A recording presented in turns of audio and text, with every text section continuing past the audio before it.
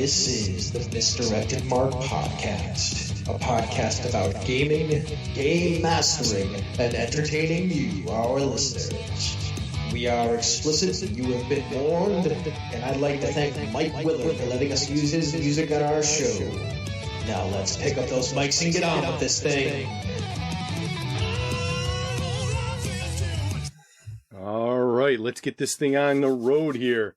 All right, so let's get this place ready. We've only got a few minutes. I never realized there were this many empty coffee cups in here. And wrappers for high-end chocolate. I've got a garbage bag right here. All right, great. I totally feel like I'm getting called out. But where is everyone? We're out here in the garage setting up. All right, Jerry, now that the place is clean, set some of the daggers over there. All right, I'll put the swords here and the axe on the couch. Circular saw on the table. What in the nexus of primes are you two doing? We're making sure the house Misdirected is presentable for our guest. And getting out the props. Is that a scythe? You did say we were talking about adapting for blades with Jason Pitt. Hi, everyone. Thank you for having me. And I brought in a new game, which will go very nicely. Hey, is that my scythe? And with that... Go ahead. Did you leave it here at the last episode? Someone must have stolen it. And with that, welcome to the 411th episode of the Misdirected Mark Podcast.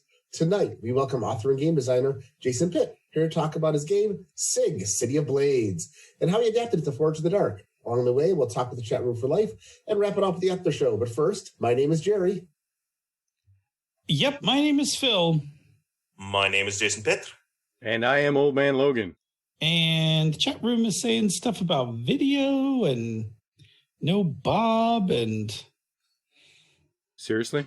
Yeah, that's what they're saying. I mean, everything is... We got a blank spot for Bob and... Sorry, I forgot to hit the damn thing again. Well, don't worry. Is that better? The podcast part will have all the audio, and that's all that really matters. Yes. No offense, chat room, but no offense, by ratio, there's right more. Back. There's more people. There's more people listening via podcast. Anyway, And well, I guess we're always tarding, and that's okay. Good. Anyway, welcome to the Misdirected Mark. If you're just joining us from the chat room, since Bob forgot to clicky the button, you missed our very funny opening. But as you can see, there is an extra window. Well, you can if you're watching the podcast, or if you're listening to the podcast. We have a guest tonight, not a stranger to the show, and is one of my favorite game designers, easily in the top 10 of my favorite Canadians. So if I rank Canadians, easily, probably top 5, to be honest, top 5 Canadians. And fantastic human, professor of poutine, Jason. Thank you very much. It's an absolute pleasure to be here. And being on such an austere list is impressive, considering we've got Old Man Logan here. I mean, he is honorary Canadian. That is actually true. It's an absolute pleasure to be here. Yeah, Jason, tell for the handful of people who don't know who you are, why don't you just tell us a little bit about yourself, some of your games, some of your other projects? Like you're a busy person. Okay, I'm moderately busy. So I've been kicking around the industry since 2009 or so. The first game I published for my company, Just Civil Legend Publishing, was Spark, which I am very happy to say I've now sold out of several years later. I've done a whole host of other games, such as Posthuman Pathways, SIG, the City Between, SIG, Manual of the Primes, Lonely Timbers, yes, my lumberjack game. After the War, Palanquin. Am I missing any other ones? If I could see my bookshelf, I'd be able to tell you. No, I've got a hand. Circles of Power, which is currently in Ashcan, but being worked on. So yeah, that's what I'm doing on the game side. And I also am the host of the laziest podcast in the universe, the RPG Design Panelcast. Presenting the very best recorded panels and seminars about role-playing game design and publishing. It's pretty I have genius, a canned intro. Yes. It's pretty genius. Like, you basically not steal because they give it to you, because I've been there, all the audio from Metatopia, package it, and put out a season's worth of amazing content. And all of you fine listeners should definitely consider attending Metatopia Online in November of this year. Yep. Because we've got a whole bunch of new panels, and we're planning on having a channel that's just dedicated to re-releasing and broadcasting an ongoing stream of the greatest hits of the Panelcast. Oh, that's neat. As well as having a lounge where folks can chat, video chat throughout the convention. So yeah, it's going to be a blast. Very cool. So I'm wrangling that, and yeah, so I wrangle the Game Design Lounge, which is a weekly hour-long video chat with people around the world, where I get to hang out with Australians and French designers, etc. And I was doing a whole bunch of stuff with the Indie Game Developer Network. I'm a wildlife biologist bureaucrat extraordinaire over in Ottawa. And I dragged Mark Richardson into game design. Yes. Well, we all thank you for that. Yes.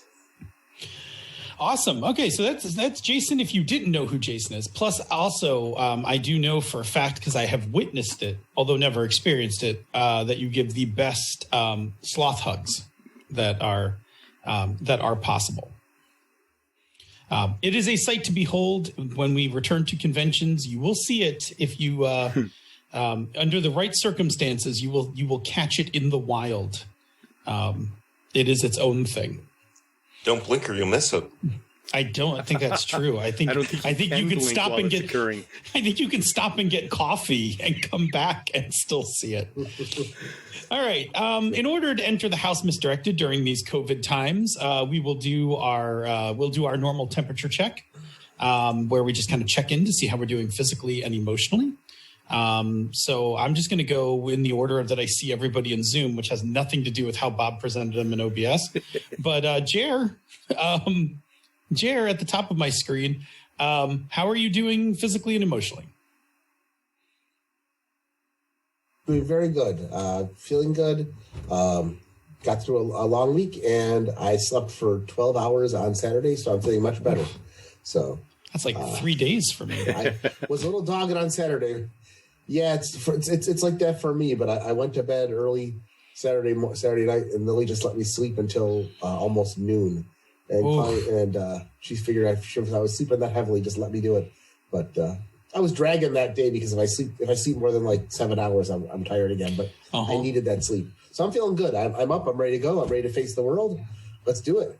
All right. I'm next in the stack. So as for me, I'm doing well as well.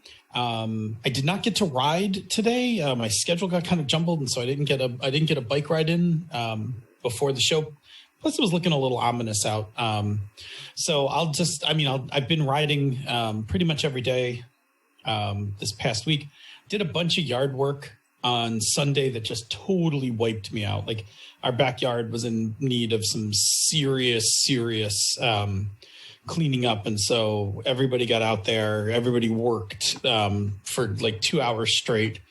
And it's good. It was good, but it did take a lot out of, like I was pretty whipped after that.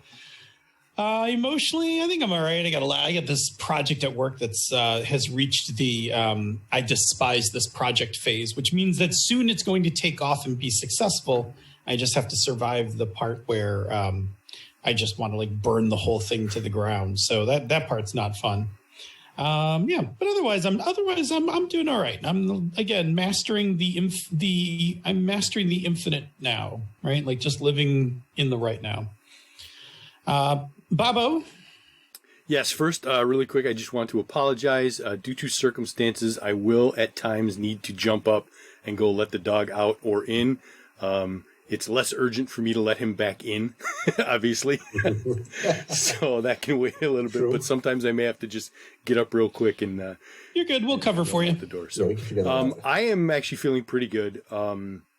I got some news on some stuff that I will talk about later in the conversation corner. But I'm not... I didn't do a ton of doom scrolling today, so yay. Good. I've been focusing on the good stuff and the positives. Physically, I feel pretty good today. Took another walk, so... Weather's getting nice for walking. Weather is nice for walking. There's no doubt about it. So, yeah, feeling good, ready to go.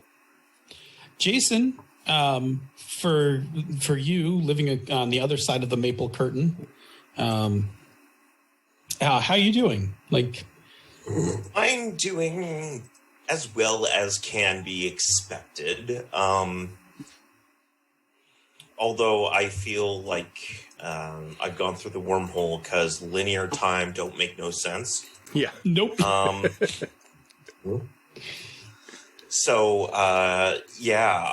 But fortunately, I just got my own home office because I'm going to be permanently working from home, it seems. Wave 2 is starting up with a vengeance over here. Yeah. Now, it's a vengeance by Canadian standards. I mean, it apologizes before it comes in. Yeah, it's like a third of a Florida. Like it's like literally a third of Florida is still stuck back in Canada. Yeah. Yes. And most displeased about having to put up with snow. Other than that, things are mostly good on our end.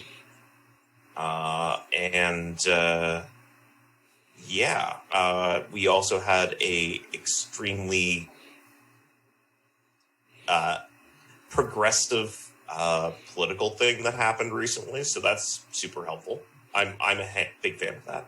Hey, don't boast. We're living in a failed state. Don't boast. Oh man. I mean, I think I could handle this pandemic if I didn't also have to handle this presidency. Like, this is... That's fair. I do apologize because I know that right now your country is like you're living in the apartment next to like a meth addict. Like, I get it. Like, we are... Yeah. I mean, try to imagine we're trapped in the apartment, right? Like... Yeah. Yeah, and seriously, there is a big problem that a whole bunch of international folks have, is that it's super easy to want to like victim blame. It's like, oh, they elected him. No, you didn't. Not us. Like objectively, the country didn't. No. By 3 million votes. Yeah, no. It's so. Yeah. Then here we are. Yep. Like, yes, it's. We have a request in the chat room. What is the super progressive thing that happened in Canada? They just started pushing through sick leave for everyone, and they're also giving some ongoing funding for people with disabilities. And what's the third thing? There's a third thing that's in there. Sounds amazing. Childcare. Oh yeah. So Quebec has a really good, they call it $7 a day daycare. It's close. Well, you have to sign up literally the moment you know you're pregnant, because the waiting lists are long. But it seems like the feds are going to effectively clone that and make a slightly less effective version of that across the country. So $9. $9. Sure. Yeah. Yeah. Pretty much. All right. That's better than parking. Yeah. It's better than parking in the U.S. Yep. So that's super impressive, and I was not expecting that. Wow, that's amazing. I would love to I would love to be excited about my country passing legislation, but since my country can't and won't pass legislation, here we are. Anyway, we're going to move on from this because this will spiral down badly. Let's move on. Let's move on to one thing. Bob, what's your one thing for this week? So I did literally a metric shit ton of walking the past week. I haven't walked as much as I did last week since I went to a con. So that's awesome. It was a large quantity of walking. I managed to knock off bare minimum 5,000 steps a day, which I know the powers that be say it should be 10, but You know what? I've been lucky to get 3 during the pandemic when walking to my bathroom is literally like 4 steps. So exactly. Yeah. I went out and I forced myself to go outside and walk. I actually did it yesterday when it was actually warm. It was like 79 when I went out. And so I ended up with like, I don't know, almost 45,000 steps or something ridiculous for the week. So I felt real good about that. And nice. So yay. Doing the exercise, feeling the flow, circular. Jer? What about you, Jerry? Well, last week I taught my class for the state. So a couple times a year I teach a class on pesticide handling and Legionella management.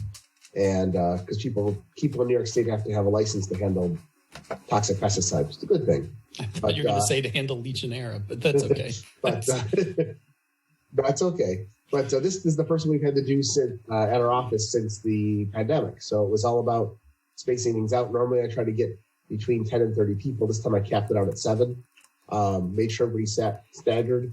And it was really good because we had a really good class of people who were a lot of fun. They asked a lot of questions. They had a good sense of humor. They were, kind of kidding each other. And when I do that, I tend to get anywhere from 8 to 12,000 steps a day. It's almost like going to a convention, to a con, which means by the end of the day, I am sore because I'm standing on a tile floor. I'm also generally on for 9 hours. I mean, I am the only one teaching. Everything that's going on is me directing it. And so I'm in Jerry work mode for like 9 hours straight. I mean, even during lunch, I'm sitting with them, answering questions, doing math problems, that kind of stuff. So it tends to be, while it's a good week and a fast week, it tends to be physically exhausting. But with the right people, it's a lot of fun. It really was a lot of fun, but I was exhausted. And add that to the fact that I have to get up an hour early to get there, to set up for it every day. And then stack on top of that the DS9 club. I was a little exhausted come Friday. So when our game ended, which we'll talk about later, I just, instead of staying up till like 2 a.m, I just went right to bed and crashed for about 12 hours. And but I feel good, and it was really good. It's a nice, it really works out well. And I feel good because this class is to train them to take the exam. They have to take a 30-hour class and then take an exam. And so it's really good because it's I think everybody's going to pass the exam, which is my goal. And I don't know, it's that fun of teaching people who want to be there to learn and ask really good questions. And I always love the fact that when they're asking questions that are going to be answered in the next chapter or the next section, to me, that's like, oh, they understand what they're doing. So anyway, that's what I did last week. And now I get to relax and just go back to regular work. So Jason, what's your one thing?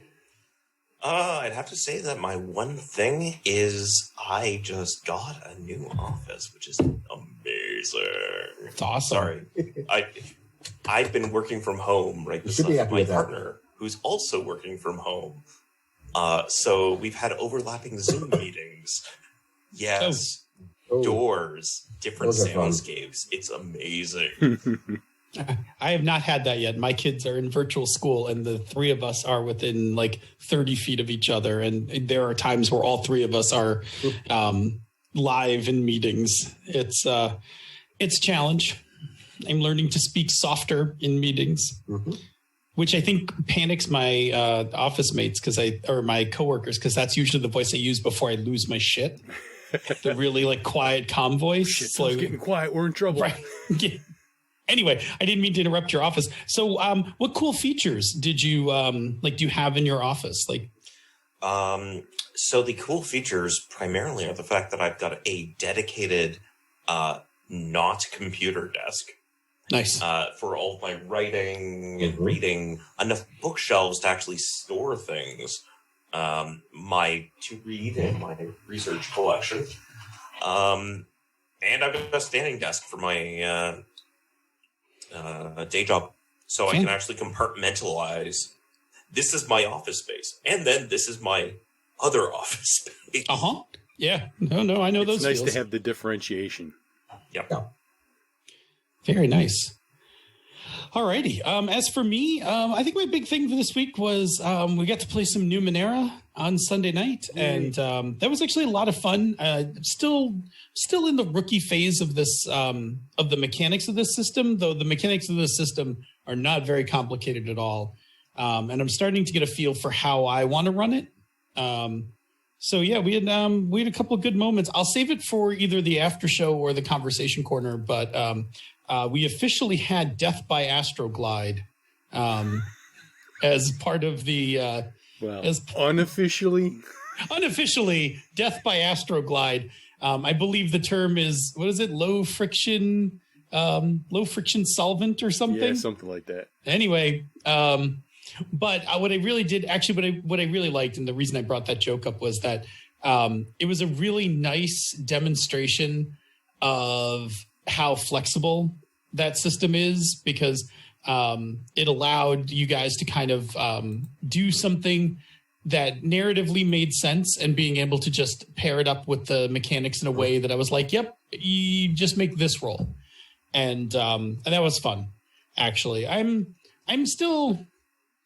Numenera is still an interesting system because it is a very traditional system, and I occasionally try to run it in a very indie sort of way, but I'm starting to find the middle ground on that game, like how you run it as an indie game. And I'm almost there. But yeah, it was actually a lot of fun to play, and it was just a lot of fun. I like that group, and I think that group paired up with that game is actually going to do some really cool things. Yeah. All right, cool. Let's roll on to announcements. I will be very brief because we have extra things to talk about this week. DS9 Watch Party is still going on. We are in season 3, which is what I would say is the warm up for the rest of the series. This is this, as I mentioned last week, this is where certain writers and one of the showrunners moved off to Voyager, and the TNG staff, some of the TNG heavy hitters, moved on to DS9, and this is like where this show starts. This is where it starts picking up speed. I think it hits full speed by the time we get to season 4, but right now, this is where like every episode starts getting better and better. So yes, you can always keep up with us. We post the weekly watch lists in the chat, in the forums, so you don't even have to be a patron or anything. You can you can watch it on your own. You can just come in and comment on the top of the episodes, because we put a thread in for every episode to talk about it.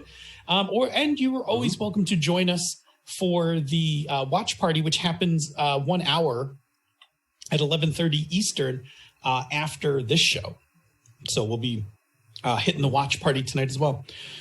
Jared, we got a new Slack room member. Yes, we do. Powell came in this week. Welcome, Powell. And he jumped in and immediately started with some amazing discussions on the board. And so welcome to the Slack room. And we're looking forward to getting more information. Hint, one of Powell's suggestions is going to be the topic for the show next week. Yeah.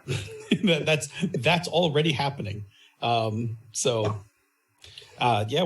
Powell also is a member of the Gauntlet community. So outstanding gamers over there as well. Cool. But really what I wanted to save most of the announcements for was for Jason, because Jason, when this episode drops next week for folks, you will be in the second day of your Kickstarter, right? Yes, and hopefully I'm already funded, because I guarantee you my first stretch goal is amazing. Yeah, so lay it all out for us. Like, lay out the whole thing. Like, tell us a little bit about the game, because we're going to talk a lot more about the game in the main segment, but talk a little bit about the game, give us an overview of the Kickstarter, all of that stuff. All right. So one of my previous games was Sig Manual of the Primes, which folks have heard about. It's a game, cosmopolitan planar fantasy game. So it's a game where all of your characters have strong beliefs, and by confronting their beliefs, they can change the multiverse. It's an homage to Planescape, but it also draws in some other elements, such as the amazing webcomic Kill 6 Billion Demons, Planar Codex for Dungeon World, Saga, the comic series, and a few others. So I developed this game, and as I was running the last Kickstarter to produce the very shiny looking game, that was approximately when Blades in the Dark was coming out in some more and more advanced forms. I believe it was during the development process after the Kickstarter, if I recall correctly. So I recognized that, wow, this setting would also work very well for a Blades in the Dark structure, because I'm presenting a game full of communities with factions that have their hooks into different sections of the city, who care about territory and are constantly knifing each other in the alleys. Oh, okay, no, that works for Blades in the Dark. So I promised it as a stretch goal of, if we hit this goal, I will work on it. No promises, but I will work on it. And it's been several years. I got some fantastic help from a genius or two at Metatopia several years ago. Thank you, Phil. Yeah. I was like, did you run another session besides the one I was in? Like, no. And it's really started to come together. Coincidentally, during the pandemic. It's funny how that works. Being locked in at home sometimes forces you to think about distractions. You and I are having very different pandemics. I took all my game design stuff and was like, we'll hibernate. Click, and just put it in a box. So the reason why I'm designing games is I want a hopeful game where you can stab the demons. Yes. Okay. Unlike the global pandemic, where there's no great stabbing targets in terms of stopping COVID-19. Oh, you think there aren't? In Canada. In Canada, correct. Okay, in Canada, yes. All right. In Canada.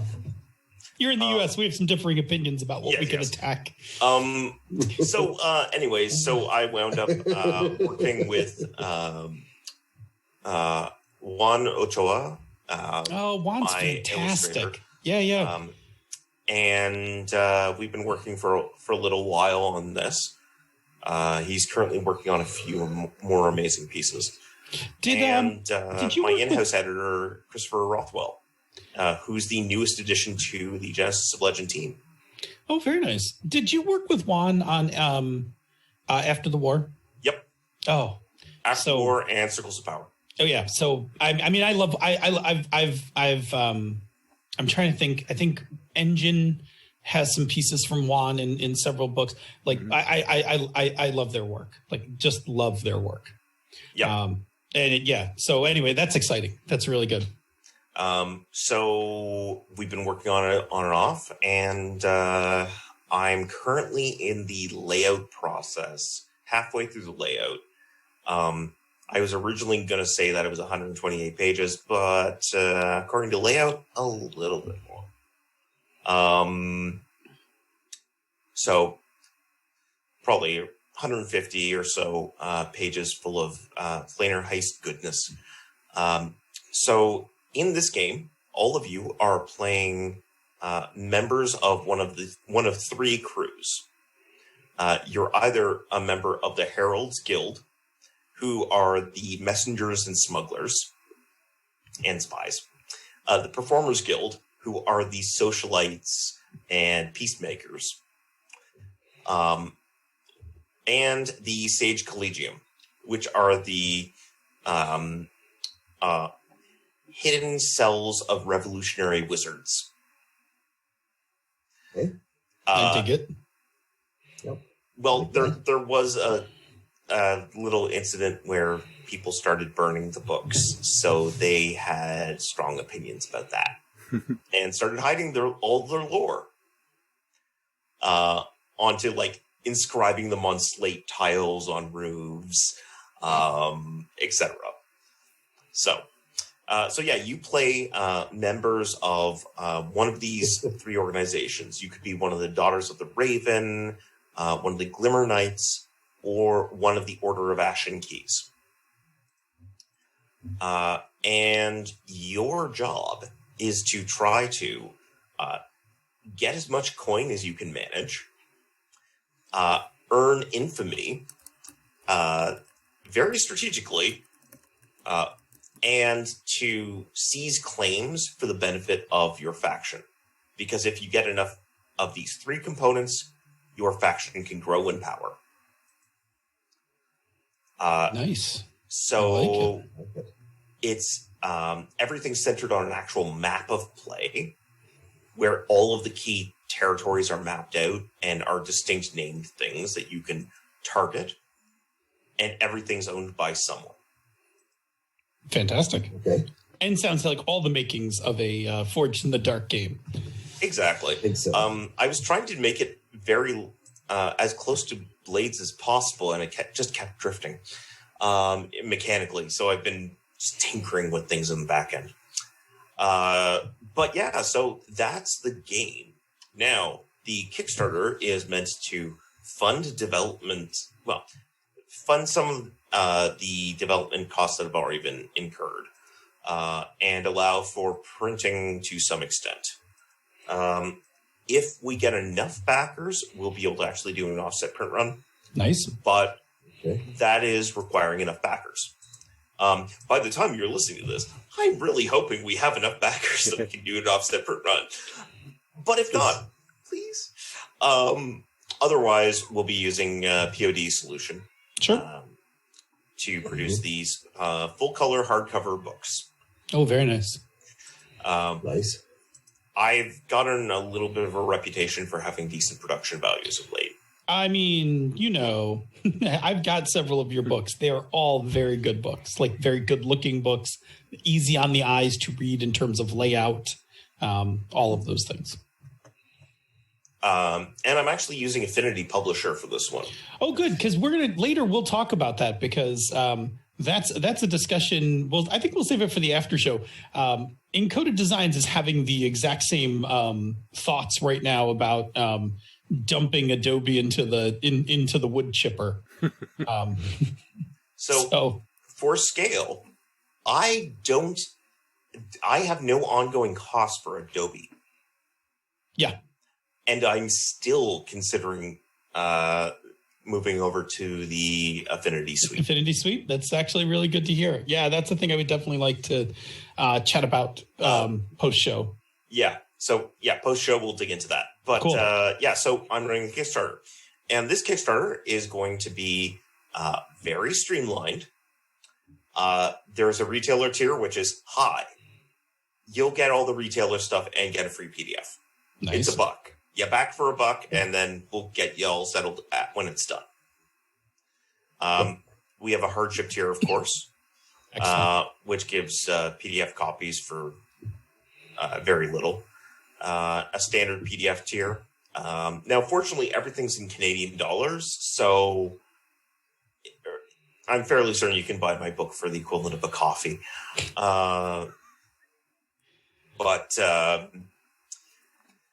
So there's a PDF and a physical print book level, and then there is an upgraded level, which is the top tier, where you also get a copy of SIG Manual of the Primes, Oh, nice. which the testimonial on that is it is literally the shiniest book on the market.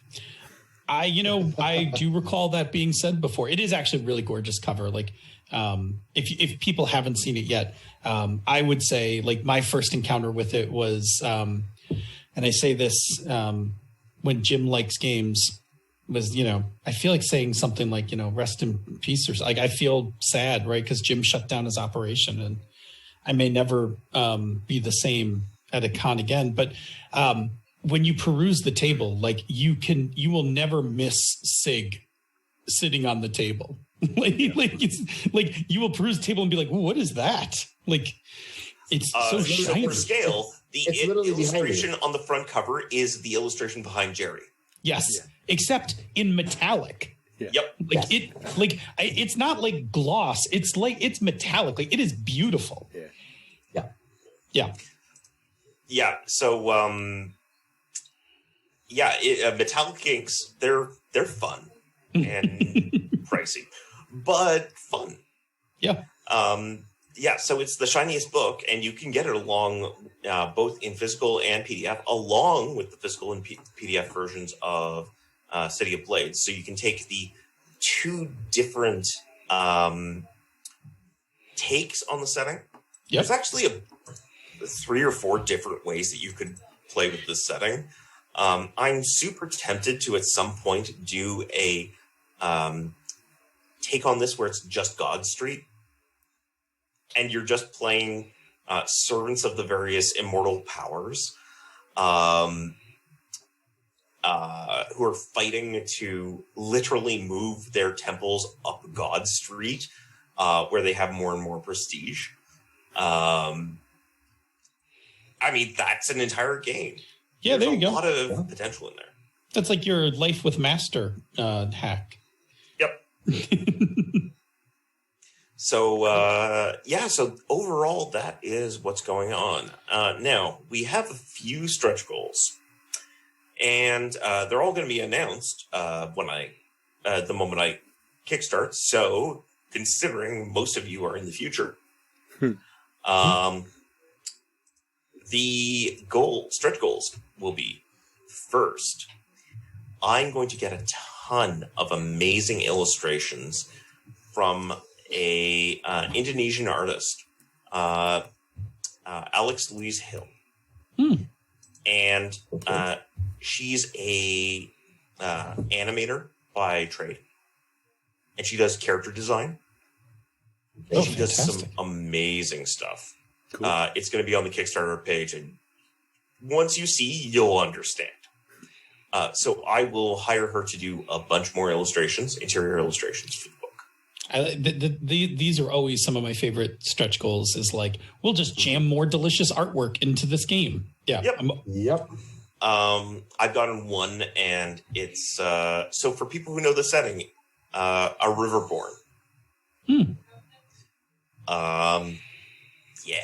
So then we have, I believe the next in line is a set of missions from Quinn Murphy.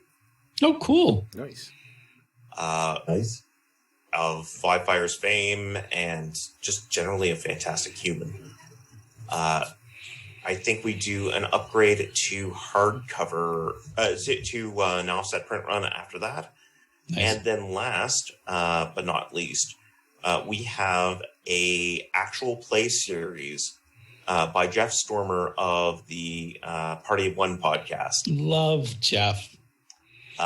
So here's hoping we can actually reach all of these, because it would be fantastic. Jeff's easily one of the sharpest dressers in the industry. Absolutely. Yep. I no matter every time I run into Jeff, which is always at Metatopia, I am always shamed into, like, I'm just like, and I'm just wearing a polo, like, doesn't matter, Jeff's here. Like, Jeff infinitely looks better than Jeff looks better and cooler than all of us at, like, almost every time during the con. Cool. Yep. So I really hope that we'll have a podcast full of some really amazing, diverse talent participating on that. That sounds great. So it all depends on how well the Kickstarter goes. Yes. Which is going to be in October 2020, starting on October 5th. Yeah, there we go. Awesome. So, yeah, we drop on Tuesday. So I think that might be the 6th. And then should be the 6th. Yeah. Then so again, I don't know if what day comes after 5. It's 2020. You know what? For me, it's 47, just right? For me, it's everything. The weeks are just circular. Like you just go around the wheel. Like, I have podcast, morning meeting on Wednesday, grocery shopping on Thursday, Chinese food day, and Zoom meeting on Friday, weekend, Monday. Like that's it. And then you just around and around Right. endlessly forever since March. All right. Well, good. Cool. Yeah. So we will, and I say we, Rob, will have a link for the Kickstarter in the show notes. So you can do that. Also, I can make your life easy. Make our lives easy. Kickstarter.games. Kickstarter.games. Will that just take us to like a splash page of current things, or do you actually own Kickstarter.games? I own Kickstarter.games. Nice. Well, now just go to Kickstarter.games because Jason owns that. Yeah, take you right there. That's how you do it, right there, folks. That's some good that's some good SEO. That's oh boy, wow. So actually, what I do with it is, on the back end, I actually link to new, interesting Kickstarters, particularly from underrepresented and marginalized creators. I love it. So I just rotate through them. Yeah. And it's just an ongoing redirect. I love it. So I get to point people towards things like Wander Home, Mnemonic. All right, so now I got to ask you, like, do you have a Twitter account for this so I could just subscribe? No, it's just go to Kickstarter.games and see what new toy happens to be there this week. Oh, all right. Well, folks, you just got that here. So I assume for October we'll just be landing on your Kickstarter, but after that, it'll resume its normal. It'll resume its normal programming, which should be wandering around to things that Jason finds interesting. I love it. Clever. All right. I like it. Kickstarter.games. Brilliant. Yes. All right. Let's move on to the main segment. Hey, Bob, welcome to the garage. put in the door's code. already open because we were in here cleaning up, so. Very good. Alrighty. Tonight we invited Jason to the garage because we love not only having designers on to come talk about their games, but we like to get really geeky about designing games and things like that. So we always like to do a segment about the game and a topic relevant to it. So tonight we are going to look at City of Blades by talking about making Forged in the Dark games. So we're going to talk about like what's it like designing a Forged in the Dark game, why you converted SIG over, some of the insights you've had from the system, like the system in general, like just some of the things you've learned in terms of designing for it as well as for GMing for it, because you've been playtesting it and all of that, and to get all that started. Just in case you're not familiar, we're just going to do Jerry and I are going to do like a quick rundown about Forged in the Dark games and some of the common mechanics. And then we're going to kick it into a whole bunch of questions, as well as have the chat room ask questions to Jason as well. So Jerry, get us started really quick. Let's do a quick summary. Well, Forged in the Dark games, which we're just going to shorten to Forged games for tonight, are games based on the mechanics from Blades in the Dark, which was designed by Jason Harper published by Evil Hat. John Harper. That's okay. John Harper. I'm infecting you all. It's definitely a J word. Yes, you are. Definitely was a J word. Yes. At least I didn't say Jerry Harper. How about that? Anyway, so Blades in the Dark, designed by John Harper and published by Evil Hats. Now, the mechanics of the game were released under an SRD that allowed people to make their own Forge games. And there have been a number of Forge games published. Most notable to date have been Scum and Villainy, which is sci-fi, Band of Blades, which is like Army Time, and Hack the Planet, which I'm not familiar with. Hack the Planet is Cyberpunk in Extreme Climates. Also another Canadian designer. Awesome. Yeah, and Band of Blades is fantasy military. Yeah. So think Black Company from Glen Thank Cook. you, Black Company. Yeah, I was going to say Bad Company, but no. And more specifically, Hack the Planet is climate science fiction. Yes. Nice. Oh, I thought Nice. is it cli-fi or is it climate punk? No, it's cli-fi. All right, I like it. Okay. Very cool. All right, cool. Common mechanics, right? So for those of you who are not familiar, if you've not played one of these games yet, right, there's a number of notable mechanics in this game that really kind of make what a forged game is. So first of all, the players are normally playing some sort of a crew or a group or a team who do some kind of job or mission, and each character is going to have their own particular role in the team or their own type. Yep. The core mechanic of this game is pretty straightforward, right? Player is going to state their goal for the action. The player chooses the action rating. They're going to choose like what approach, for lack of a better term, they're going to use for this. The GM sets the position. I'm trying to remember this. What is it? Routine, easy, and difficult? It's been a little while since I played one of them. It's risky, controlled, risky, and desperate. Yep. See, I knew it's been like forever since I played one of these. But they're going to set the position based on the approach you pick, right? So certain approaches will affect your positioning. The GM sets the level effect for the action. You're going to add. There's usually a mechanic for adding bonus dice into your roll. You're going to roll a bunch of dice, and you're going to pick the highest die.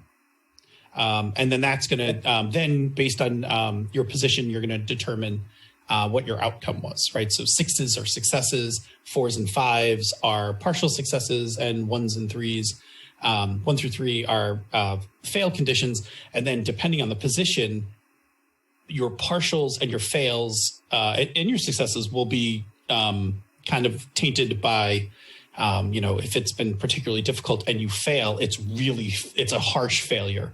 As opposed to if you have a more controlled situation. Cool. What's another one, Jared? There's another one that's very synonymous with this game. And those are clocks. Clocks in this game are used to track damage. Clocks are used to track your progress. And clocks are used to track your impending doom. As the game goes on, many of things will tick off parts of the clock. When the clock gets completed, wherever you are in the game, certain things are going to happen. Yeah, we've done a whole show on clocks because it's one of the most stealable and delicious parts of this game. This game usually has these games usually have a mission/job as a phase of the game where the characters undertake do a job or undertake a mission. Mm-hmm. And then there's going to be damage and consequences and stress and resistance. Basically, as the game goes on, the characters can take damage or take extra consequences when they don't succeed. And this can be mitigated with a resistance roll, but you're still going to incur some level of stress. And getting rid of your stress is never an easy thing. So as the game goes on, you will acquire new conditions and you'll tend to push yourself further and further as the game goes on.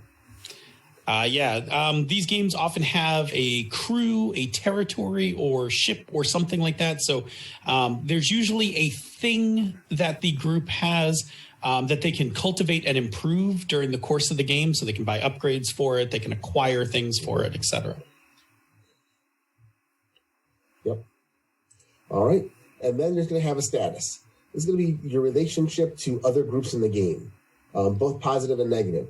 Positive value is going to indicate your alliances and your friendships, and negative value is going to lead to tension. They can lead to conflict, and negative values often add to their own little clock as things go on. The higher your status value, the worse things are going to get. Yeah.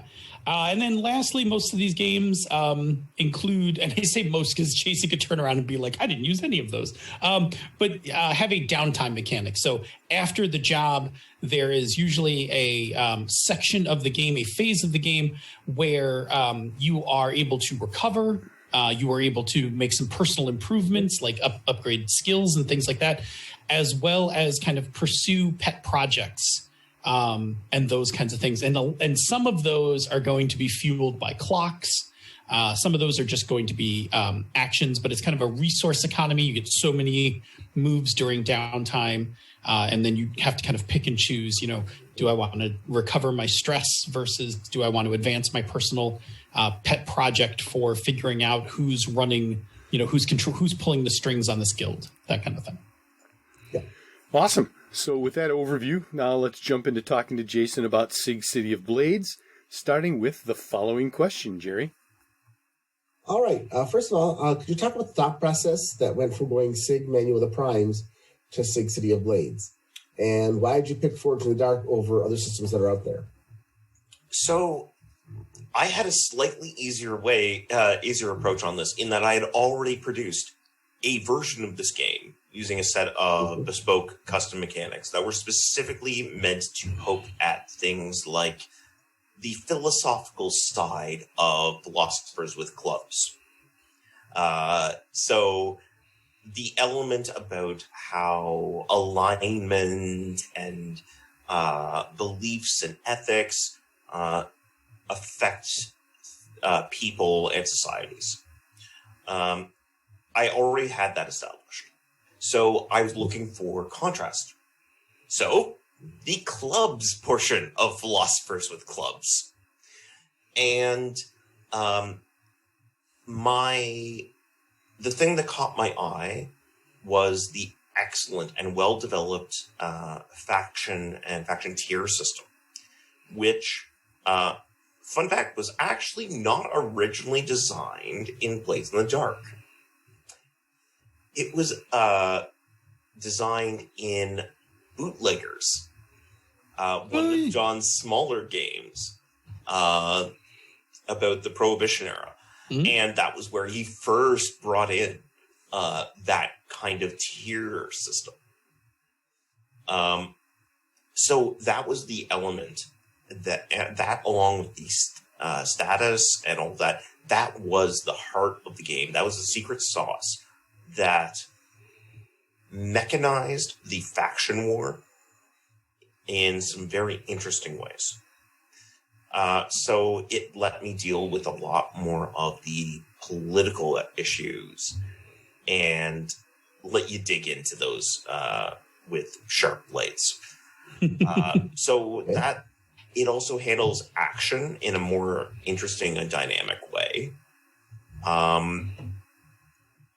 So it was a good fit, exploring different portions of the setting that I hadn't fully explored in the other game. It's also because the two of them work well together. You can grab material from one game and put it into the other. So you could actually fairly easily swap between the two game systems. It would actually work. Okay.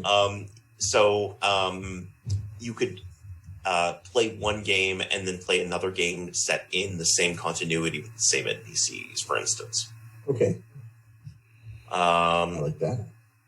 So yeah, it seemed like a good complement that would explore different aspects of the setting and some different subtext. Oh, interesting. Interesting you mentioned that because that kind of segues into our next question. Amusingly, because people can't see this because I have the notes here, there's a note here that would ask me to define the term I'm about to use, but actually I will defer to Jason when it comes to this.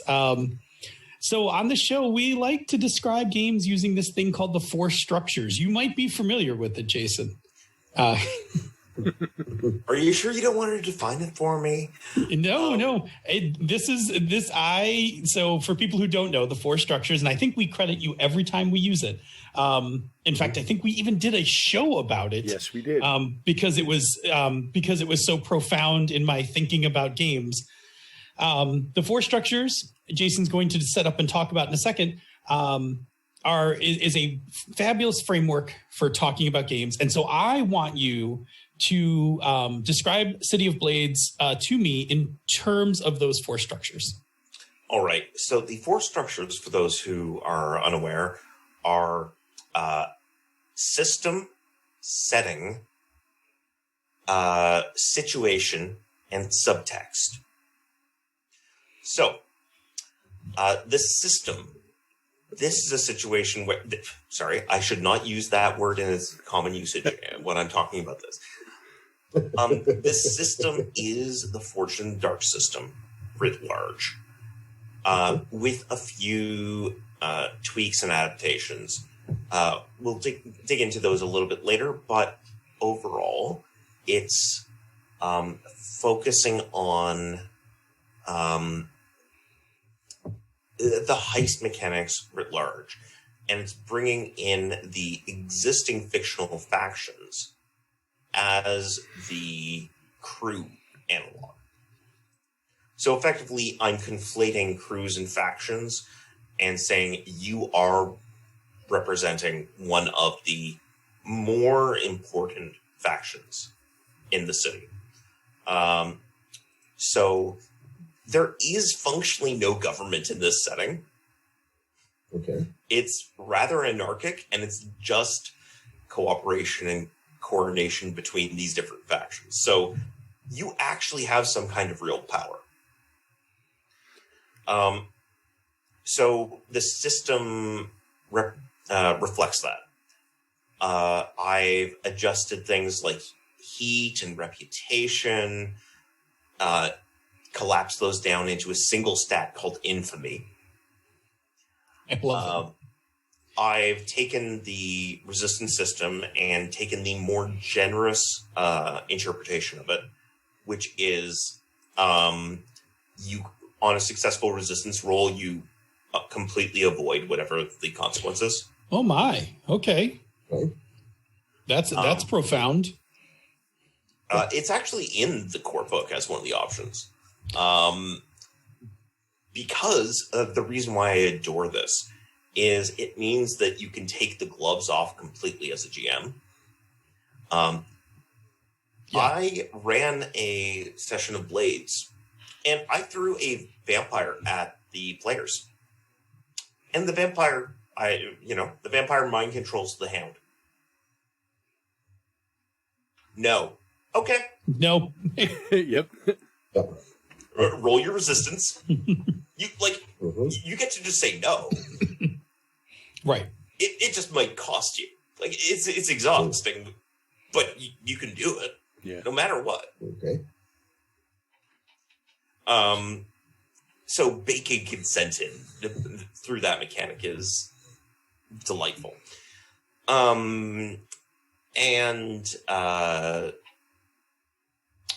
The other key thing is I broke apart the character sheet.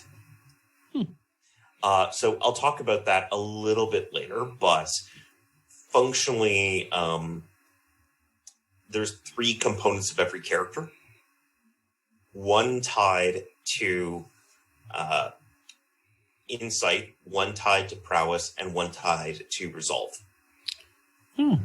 Okay. So, and those feed into your actions and give you a list of advances.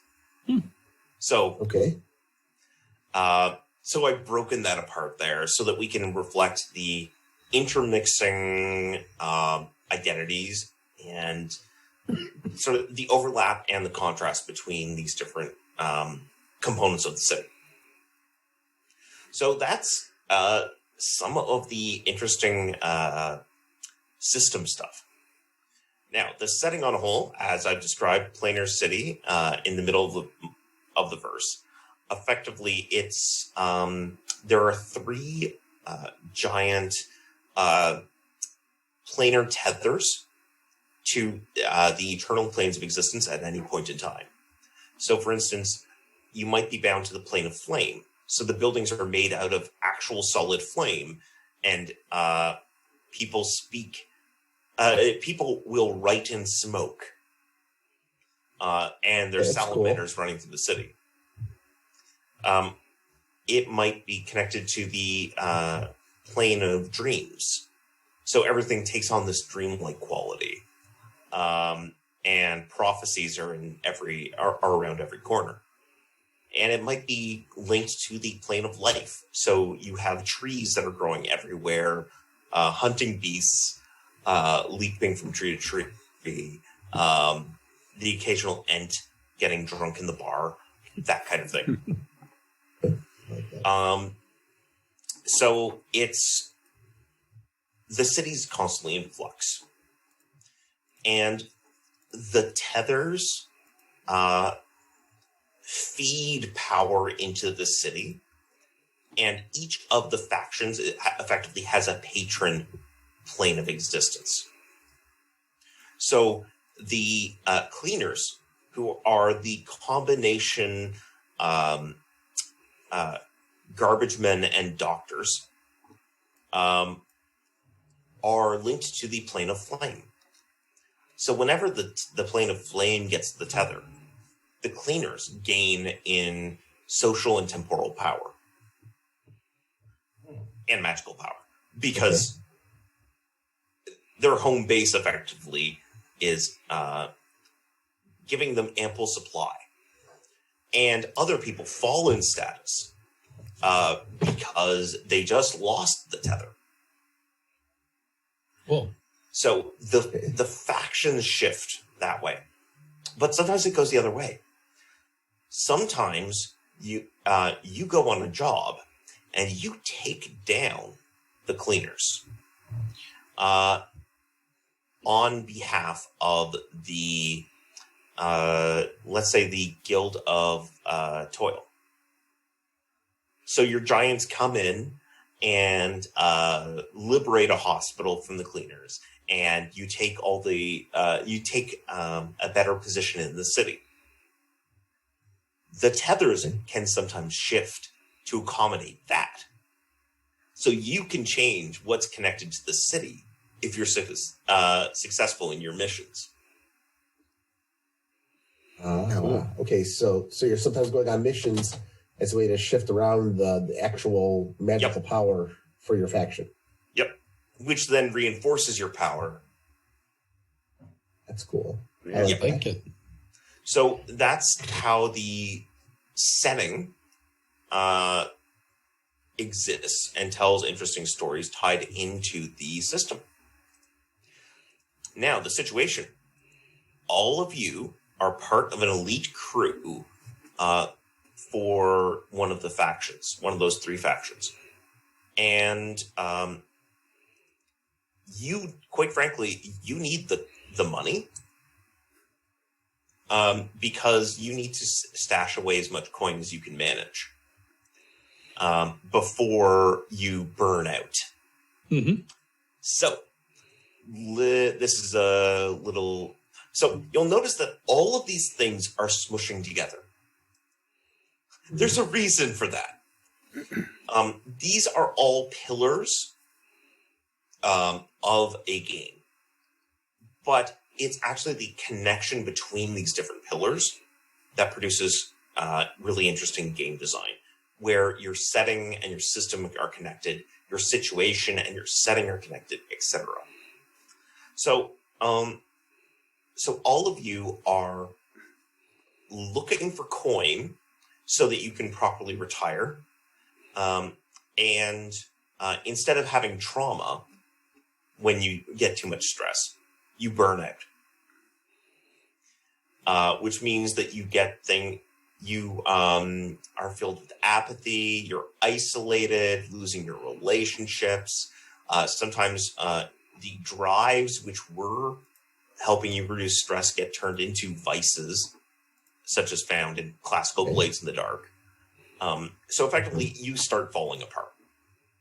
And when you use up all 4 of your burnout conditions, you retire based on the amount of money you have stashed. And you run off to one of the mortal worlds. Hightail it out of the city. The better the world. Oh, sure. Oh, I like that. Okay, so if I only have some coin, I've got to go to kind of the dirt world. Yep. So if you're really poor, that's definitely forged. If you're really poor, you might wind up in Dark Sun. Yep. And you're stuck being a gladiator. Love it. But if you're doing well, I mean, you might be in a much more you could own your own tavern. You could there's a bunch of interesting things you could have, and you become effectively an NPC with a very rich backstory, who lives their life afterwards. You buy your way to Elysium. That's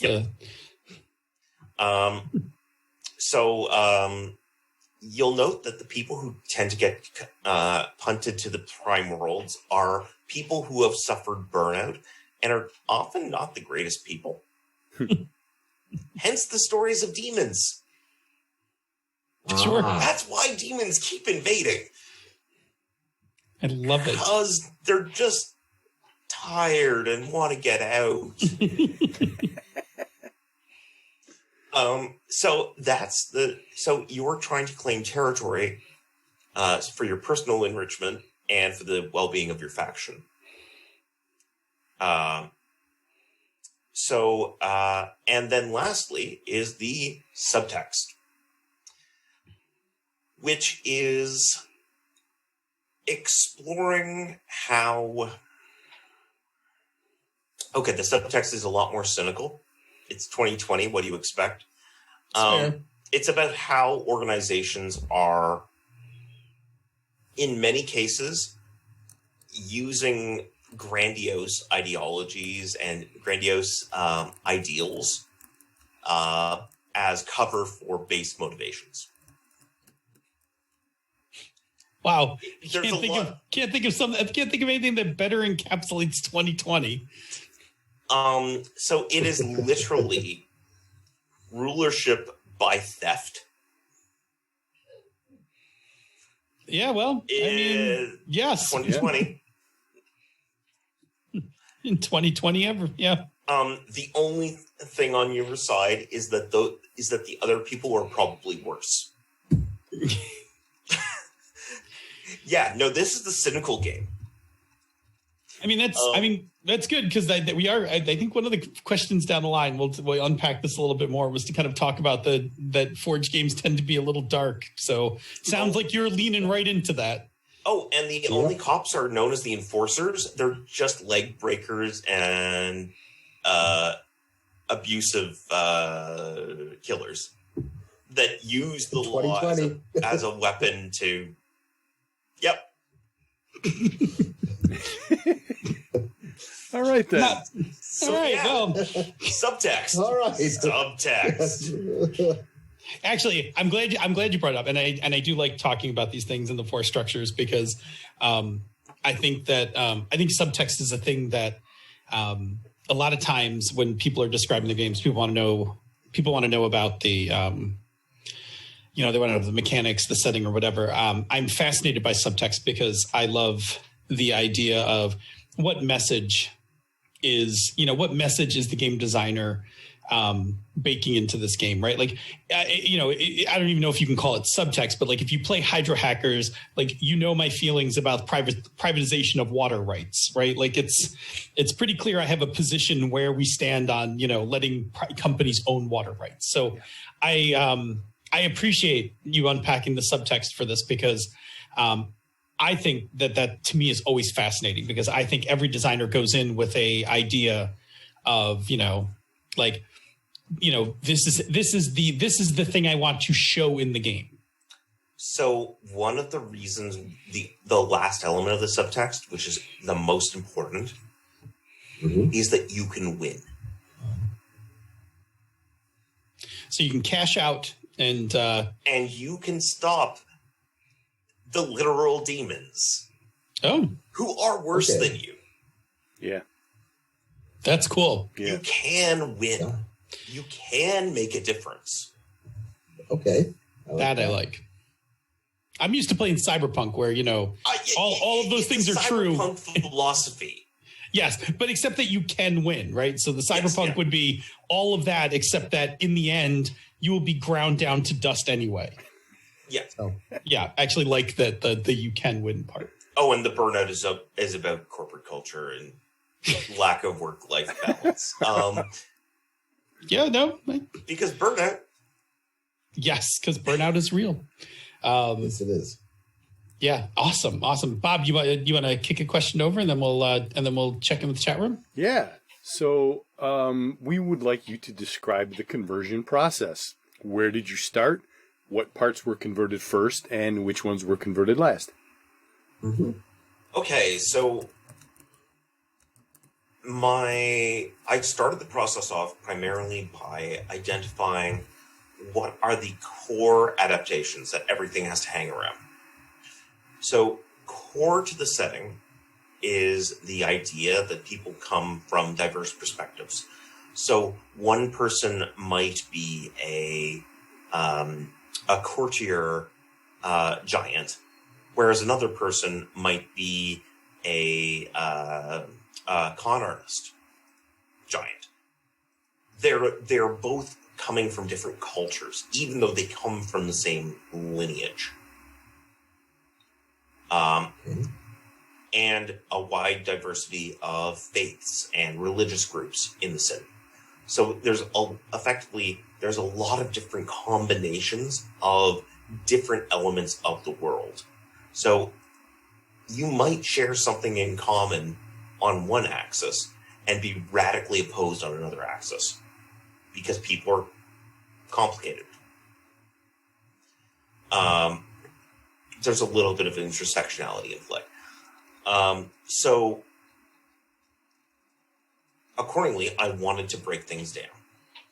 And I decided to take a lesson from one of my favorite game designers, John Harper,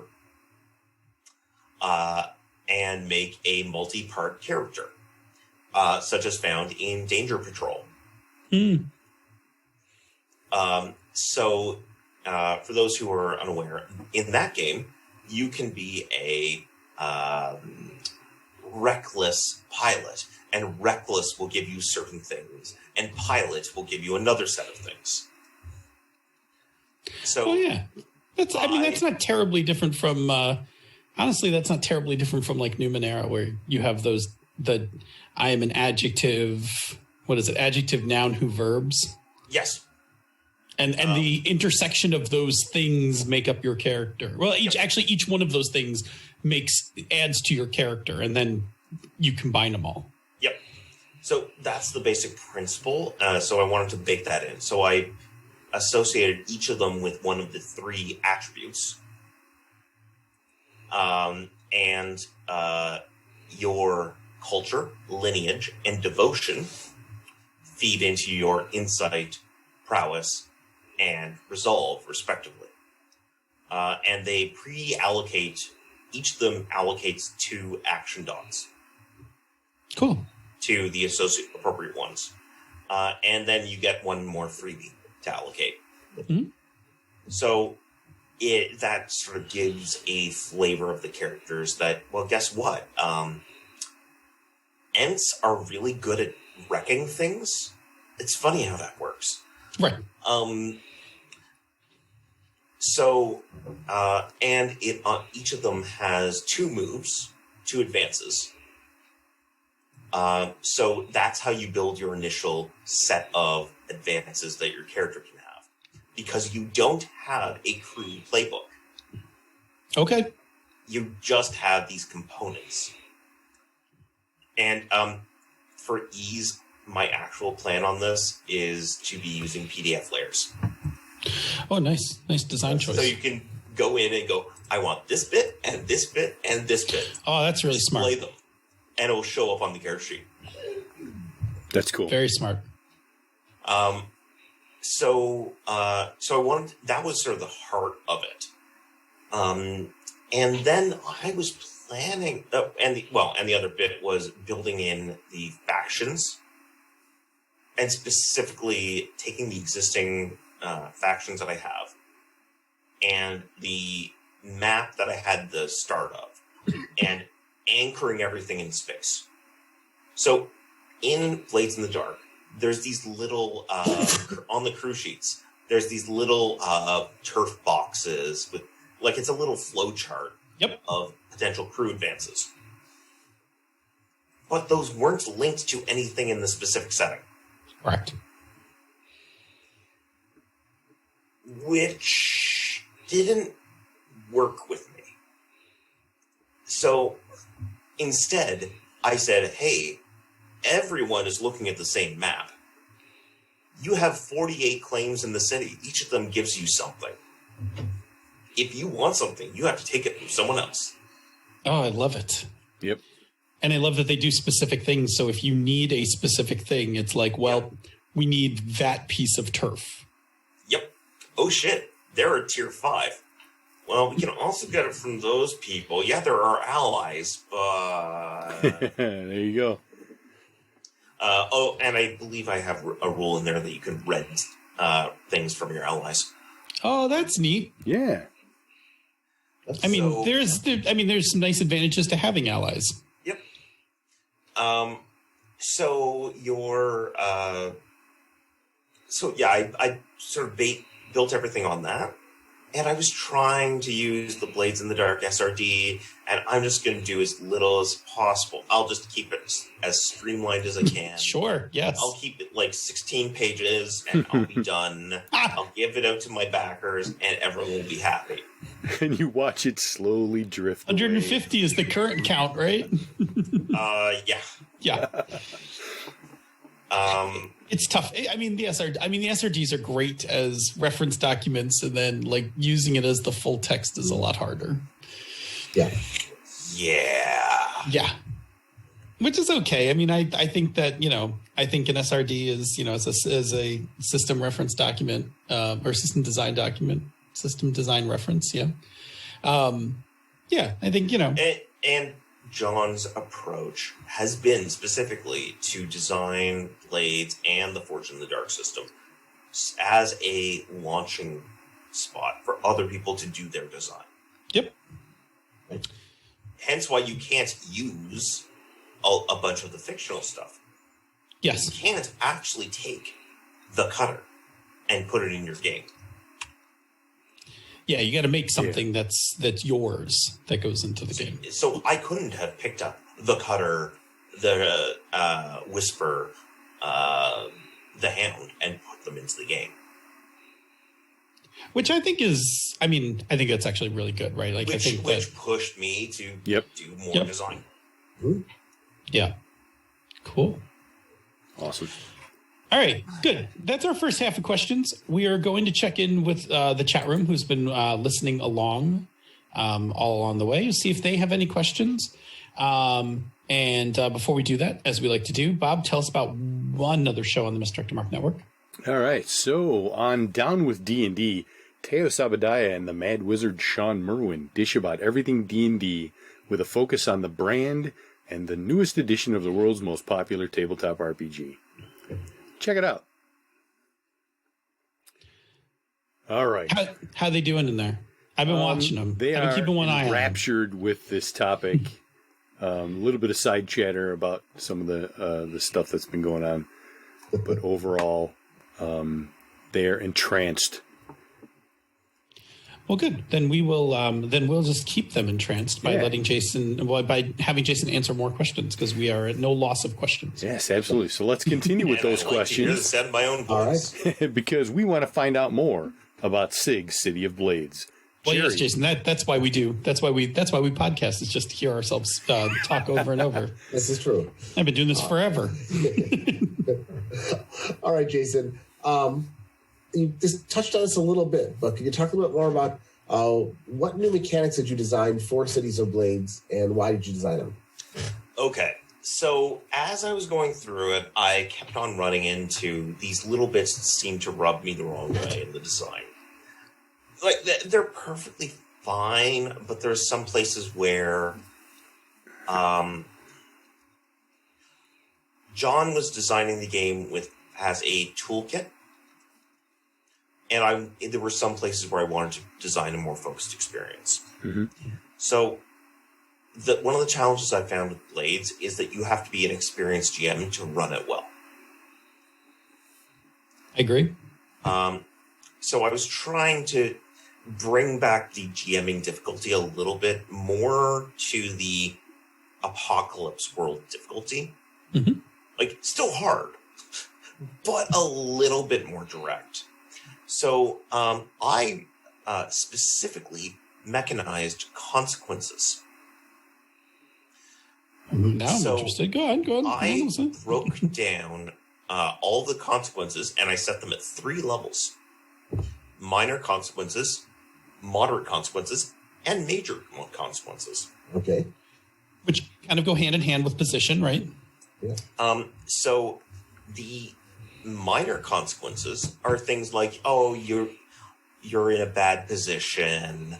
It's going to be a minor cost. You're going to have to pay a coin to get into this club. You know, the standard, oops, that's unfortunate.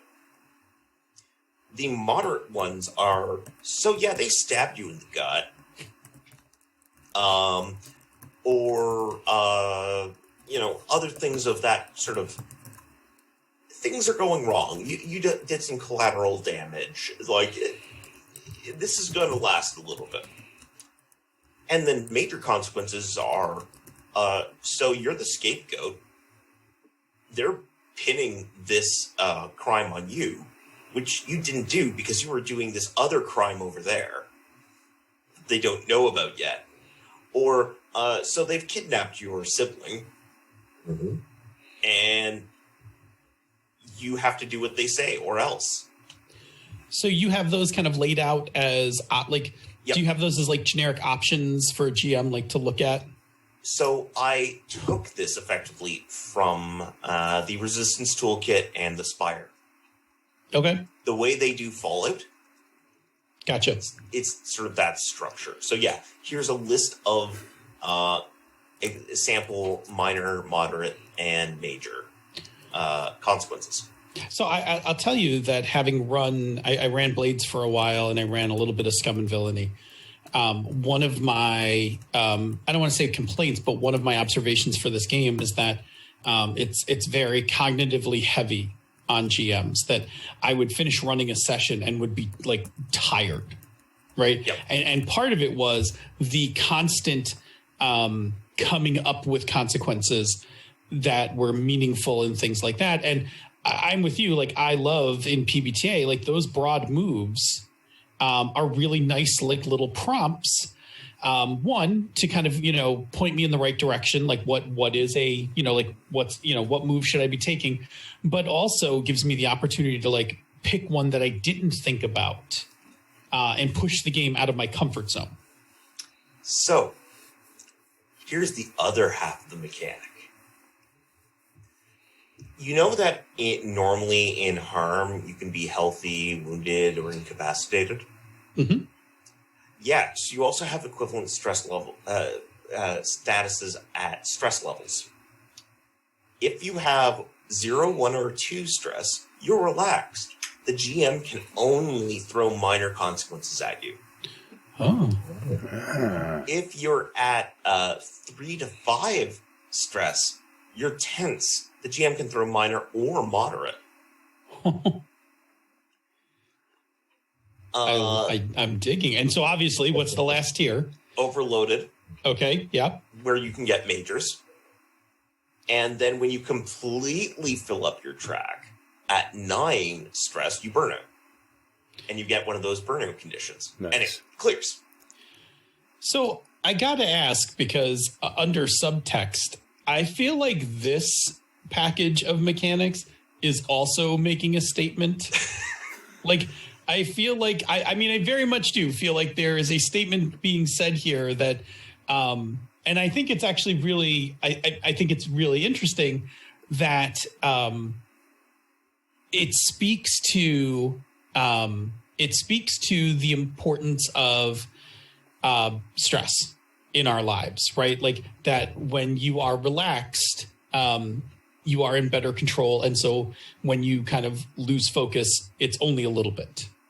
And then as you progressively get more stressed, the scope, the size, the magnitude of things that can go wrong is much worse. Which means that you might want to not take as much stress. You might want to, do you really want to push yourself, or are you willing to just fail? Interesting. Now, there's a couple other bits here. Devil's bargains. Yes. So the way that Devil's bargains work yes, the section is called Bargaining with Devils. But it's what you actually do is you channel the power of one of the tethered planes. Oh, okay. Okay. The plane power. If the plane of flame has the tether, then you can just and then this asphalt explodes. Why? Because it's that time of day. Right. Do you want to explain to everybody who hasn't played Forged in Dark what the Devil's Bargain is?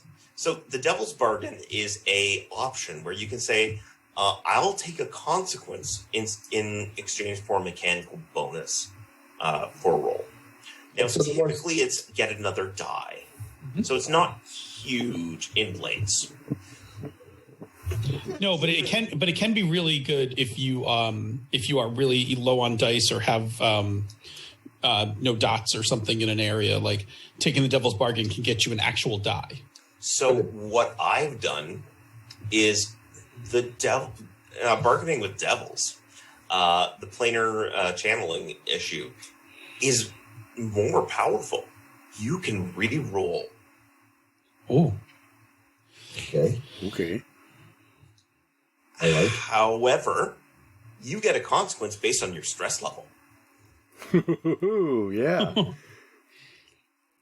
I dig it. I like what you did there. Yeah. I really like. I gotta say, I really like how you're pairing, stress level with consequences. Like I do too. I like it. It totally changes. So I like this. And then before you said that passing a resistance roll doesn't actually incur stress. No. Passing a resistance. So a resistance roll will still give you stress as normal. Oh, okay. You can dodge the consequence. Oh, okay. So totally flat out dodge. Okay. If you're going to get a major consequence because you're overloaded, you've got 6 stress, and someone is trying to kidnap your child. Sure. You can resist that and say, no, you don't do that. But you're at 6 stress. If you don't get a 3 or higher on your resistance roll, you're going to burn out. You're going to burn out. Yeah. Interesting. I like. Hard choices. I like how these are all playing together. And the one last bit of this, so just like all the 4 pillars are connected to each other, a lot of these mechanics are connected to each other, which is one of the reasons why dealing with blades is so messy and hard, because you pull one thread and something over there comes undone. But I replaced vices with drives. You get 1 drive for each of your 3 components. These can be things like proclaim a divine mandate, or sacrifice someone to the sewer rats. There are things that will shake things up and express the character of that component of your identity.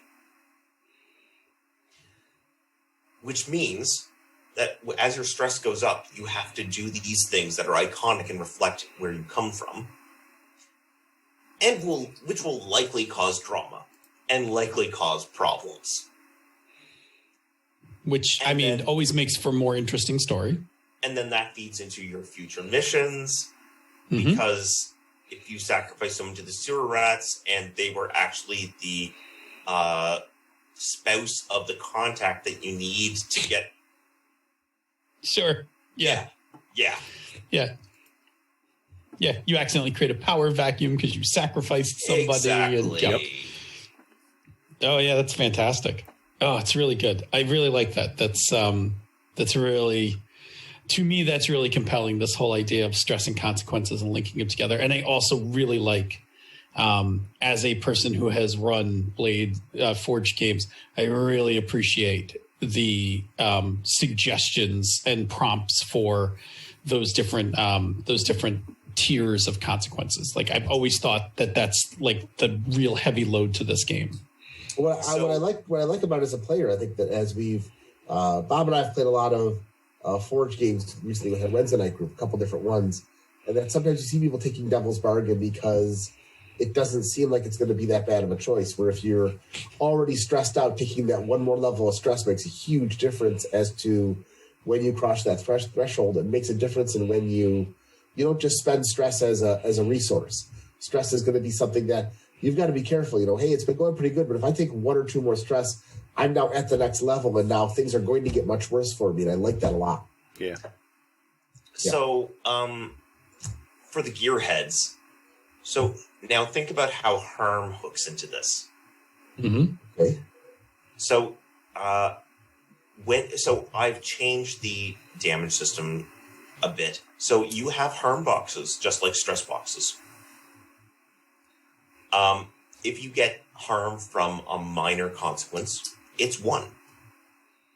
If you get harm from a moderate, it's 2. Harm from a major, it's 3. You also have 9 boxes, so that's fine. When you have a total of 0 to 2 harm, you're healthy, no problem. 3 to 5, you have reduced effect. Don't worry, you can still push yourself, and that will overcome your reduced effect if you want to just shove up your stress track. Yeah. Right. Or if you take enough, you're incapacitated, and you can't take any actions unless you push yourself and shove yourself up that stress track. Oh, I'm sorry, would you like to resist the lightning bolt, which would incapacitate you? Oh, not a problem. Why don't you make that resistance roll? Which will get you stress. That's your problem. Yep. I could make a mini game out of this chunk of mechanics for like living in the gig economy, right? Like just like, I mean, all of these things right here. Like, do you sacrifice sleep in order to get this, in order to get this project done? Like, but if you take the minor consequence, there could be a bug in it. Like, oh yeah.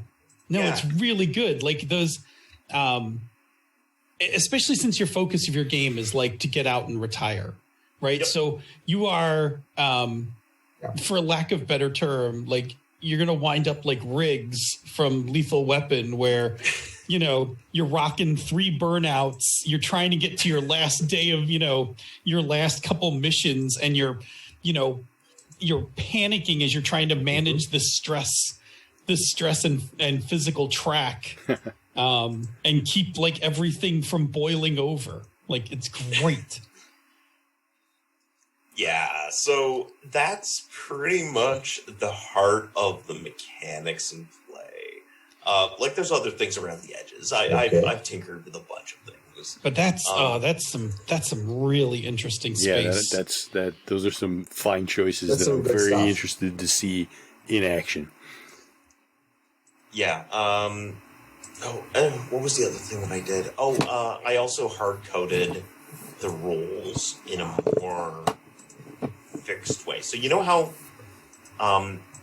in standard Blades you have action rolls, resistance rolls, and fortune rolls? Sure. So I hard-coded different phases of play. So here's a drama phase. You can only make action rolls and fortune rolls in this phase. Here's a mission phase. You can do action, resistance, and fortune. Here's a downtime. You can do fortune or preparation. So preparation are effectively your standard downtime actions. Yeah, no, I like. Cool. By theoretically hard coding it like that, it should be a little bit more focused, and each should feel a little bit more distinct. Yeah, which I think is also a very Bladesy thing, right? Like Blades very much has those kind of phases, but the first one's really loose. Then there's the mission, right? And then like there's like 2 really defined phases and 1 really kind of mushy phase, like in So yeah, that's generally how this gearhead dug into the game. Nice. I think that's some fascinating space to explore. I think from a player side, I think it's really cool because it generates really hard choices. And hard choices, I think, are always make for the best play. I also know a few people like the Weregator who would be hell on this because, bigger consequences are always, more tempting for Gator. So, he would not fear the stress track, but would definitely pay for the stress track. So yeah, that's really good. Okay, good. All right, I'm going to move us to our next question, which is, and I think we touched on this a little, so we can do this one a little shorter, and then I'll kick it over to, we'll give Bob the last question. But Forge games are known for being a bit darker and having a bit of a grind to them. And I don't think you turned away from that in City of Blades. So if you want to just expand a little on that, like I feel like you touched on it a little earlier, but I shifted the dark around a bit. So on one hand, there's some things that are actually more gentle. So for instance, sorry,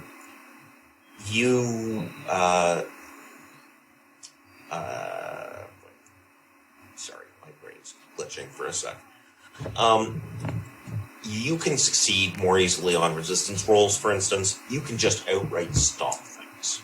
Mm-hmm. And there's a reinforcement of the idea of relationships.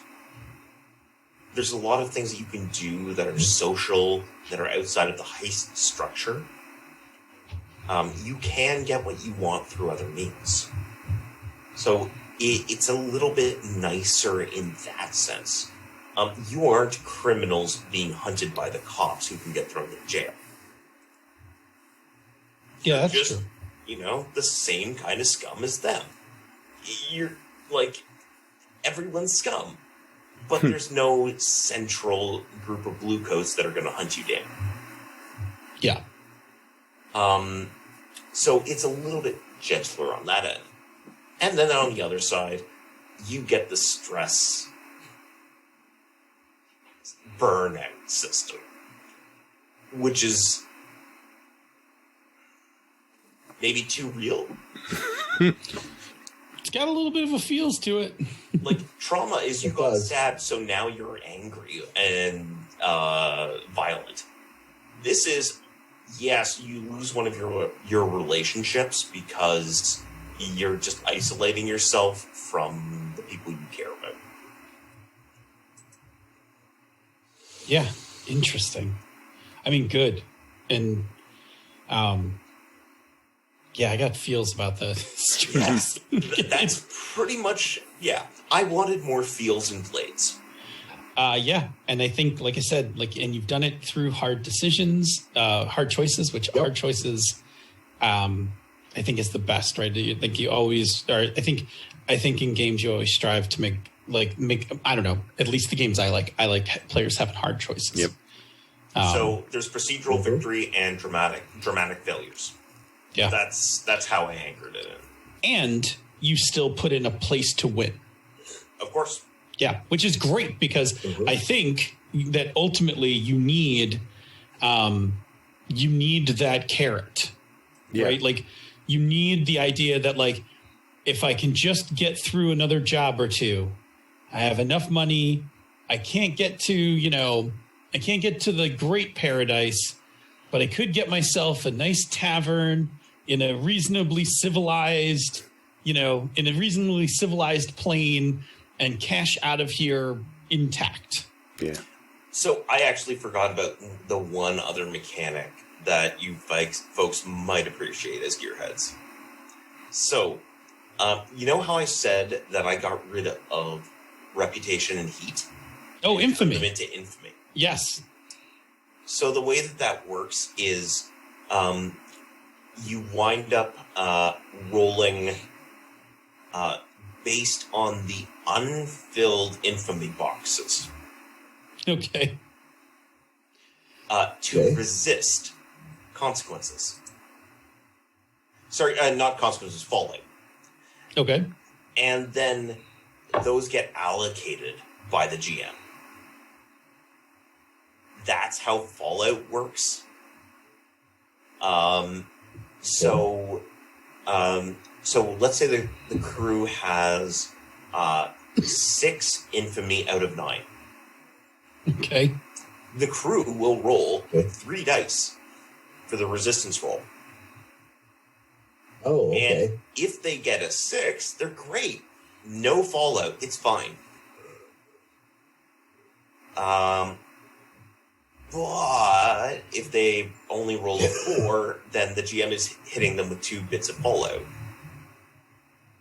And you can't improve your faction until you max out your infamy. Because you can't get ahead by being nice.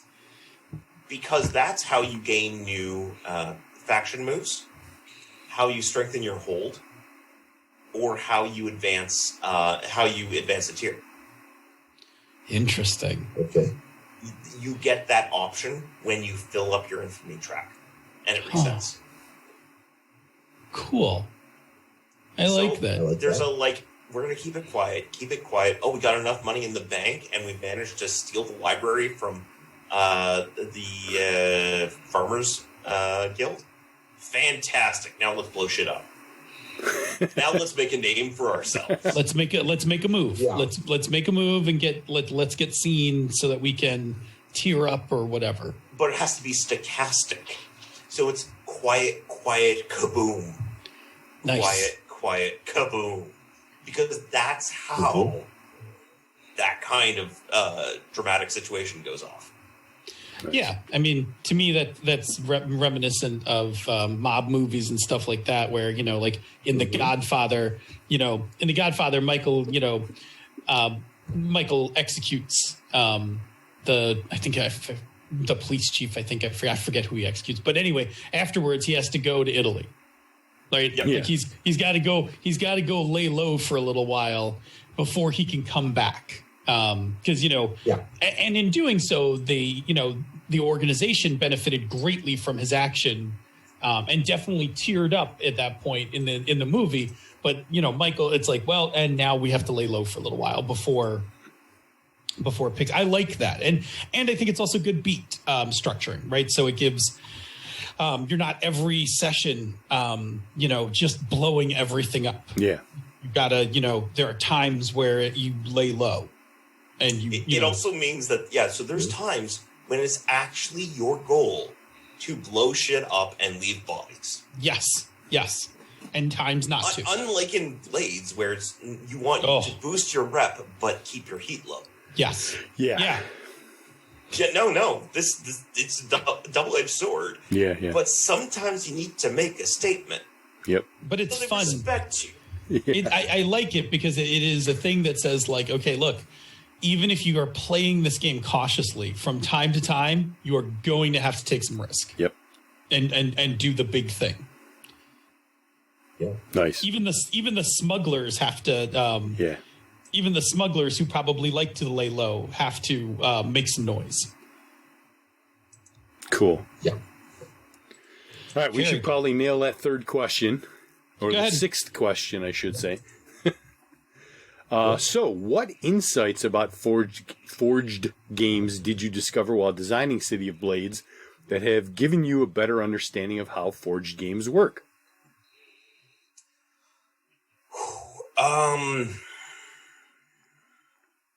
I think the biggest one is that you need to trace the dependencies between the different systems very carefully. And that all of the systems are there as a toolkit by John. You don't need to keep everything. I could have literally just said, I'm going to take your faction system, and that's it. Mm-hmm. And maybe custom done, bespoke, or a PBTA style action resolution system. That would have worked. So long as I have all the right inputs into the faction system. Mm-hmm. When do you upgrade? What are the prerequisites for it? What are the benefits of it? so long as you know what those components are. Some of them you can just pick up or throw away. You could likewise do a game that have no crews, and all you're doing are action rolls and resistance rolls. Interesting. Yeah, totally. I mean, you could do gangbusters. Yeah. I mean, you could do Star Trek in this system. I mean, the mission system would be the away mission. Do the Year from Hell. Oh, the Voyager Year from Hell. Or you could do DS9. Yes, you could do DS. You could do DS9. You could not do TNG. No, and probably not Voyager. Yeah. No, you're right. But yeah, no, but I mean, just that idea, that structure, and then just, I mean, tuning the faction parts wouldn't exactly, well, the faction parts would actually work for Deep Space Nine. Yeah, you're not wrong. Yeah. Like, I'm playing the House of Quark. Yes. The House of Quark. We just watched that this week, as we mentioned too. Yeah, that's, I love the House of Quark. Yes. I don't like the Ferengi episodes as a rule, and the House of Quark is just fantastic. It is in the collection of Quark stories. It is easily one of my favorite Quark stories. I have to admit that, and I don't want to give anything away for listeners who are following along, I appreciate that there is an arc to the Ferengi stories. In that, like, the Ferengi, it is not static. There is actually an arc that occurs. But Ferengi culture at the beginning in DS9 was hard to rewatch. Like, yes. Yeah, like I started rewatching and I was like, like if I didn't know how this series ended, I would have many more objections. But like Yeah, when you go around those elements, it's actually quite enjoyable. Yeah. All right, we don't want to get too deep into the weeds on the... No, we could... I sensed that moment. We were tipping into the full DS9 episode discussion. Yeah. No, it's good. We should probably... do you want to wrap this one up and we'll take us over to the conversation corner? Sounds good. All right, so this was our discussion about SIG's City of Blades and about converting games to Forged in the Dark. So thank you, Jason, for giving us all of your insights on that. If you want to check out SIG, just go to kickstarter.games. Kickstarter.games. It's so brilliant. I love it. Brilliant. Yep. All right, so let's check in one last time with the chat room before we head over to the conversation corner. I'm just going to say while you're scanning the chat room, I'm going to say the game that you play with Forged in the Dark is you play the USS Valiant. That's the game you play. I don't know if you've seen that episode yet. I don't want to talk about it yet. Yep. If you know, you know, and if you don't, we'll get to it in the watch party. But there's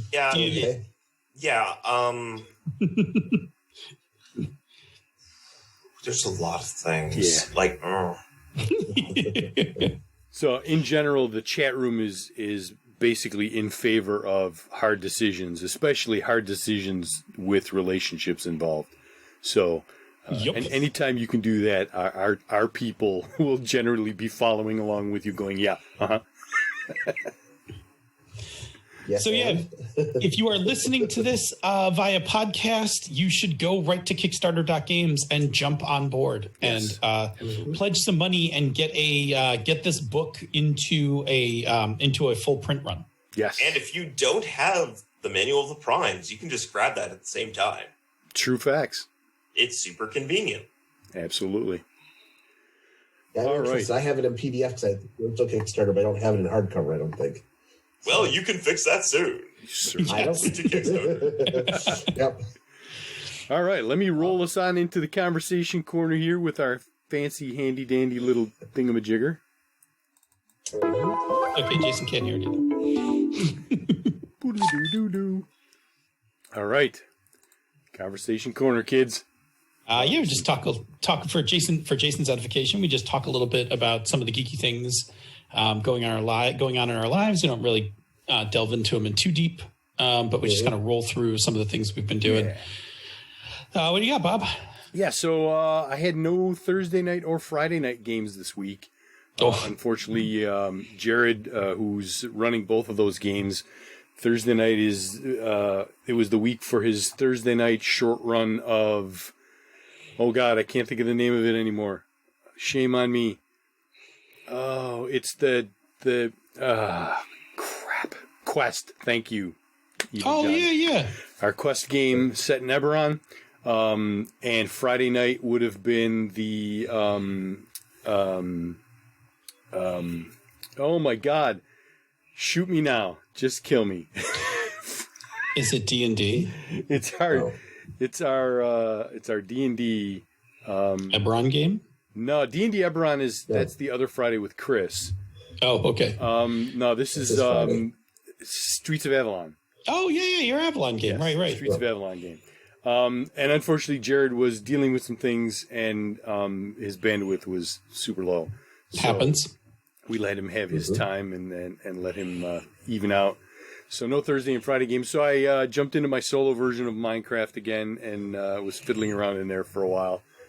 Of course, as you mentioned, we had a great session of Numenera on Sunday, which was lots of fun.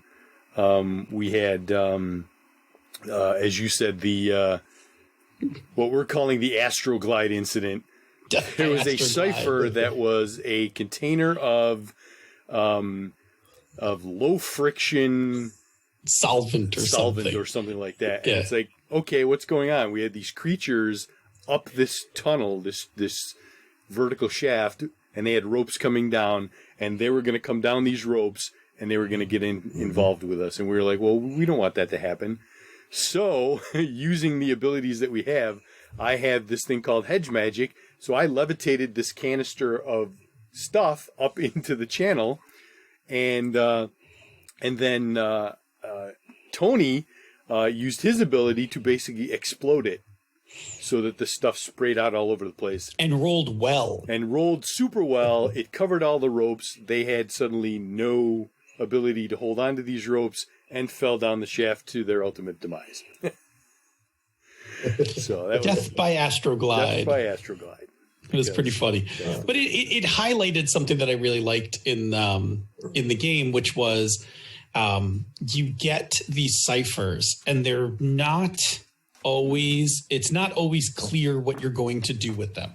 Like you just randomly get them from time to time. And I really like that the game is flexible enough that when they suggested this as a course of action, I was like, yeah, we can do this. Like, it's relatively straightforward. This is what you're going to need to, this is the difficulty for it. Bob's going to help you with it. That eases the difficulty. This is the number you got to reach and roll. And it made it really easy to, do that. And the game's super flexible in that respect. It's so close to being an indie game. Like there are times where it does a thing where I'm like, oh, if you just did it a little differently, this would be very indie.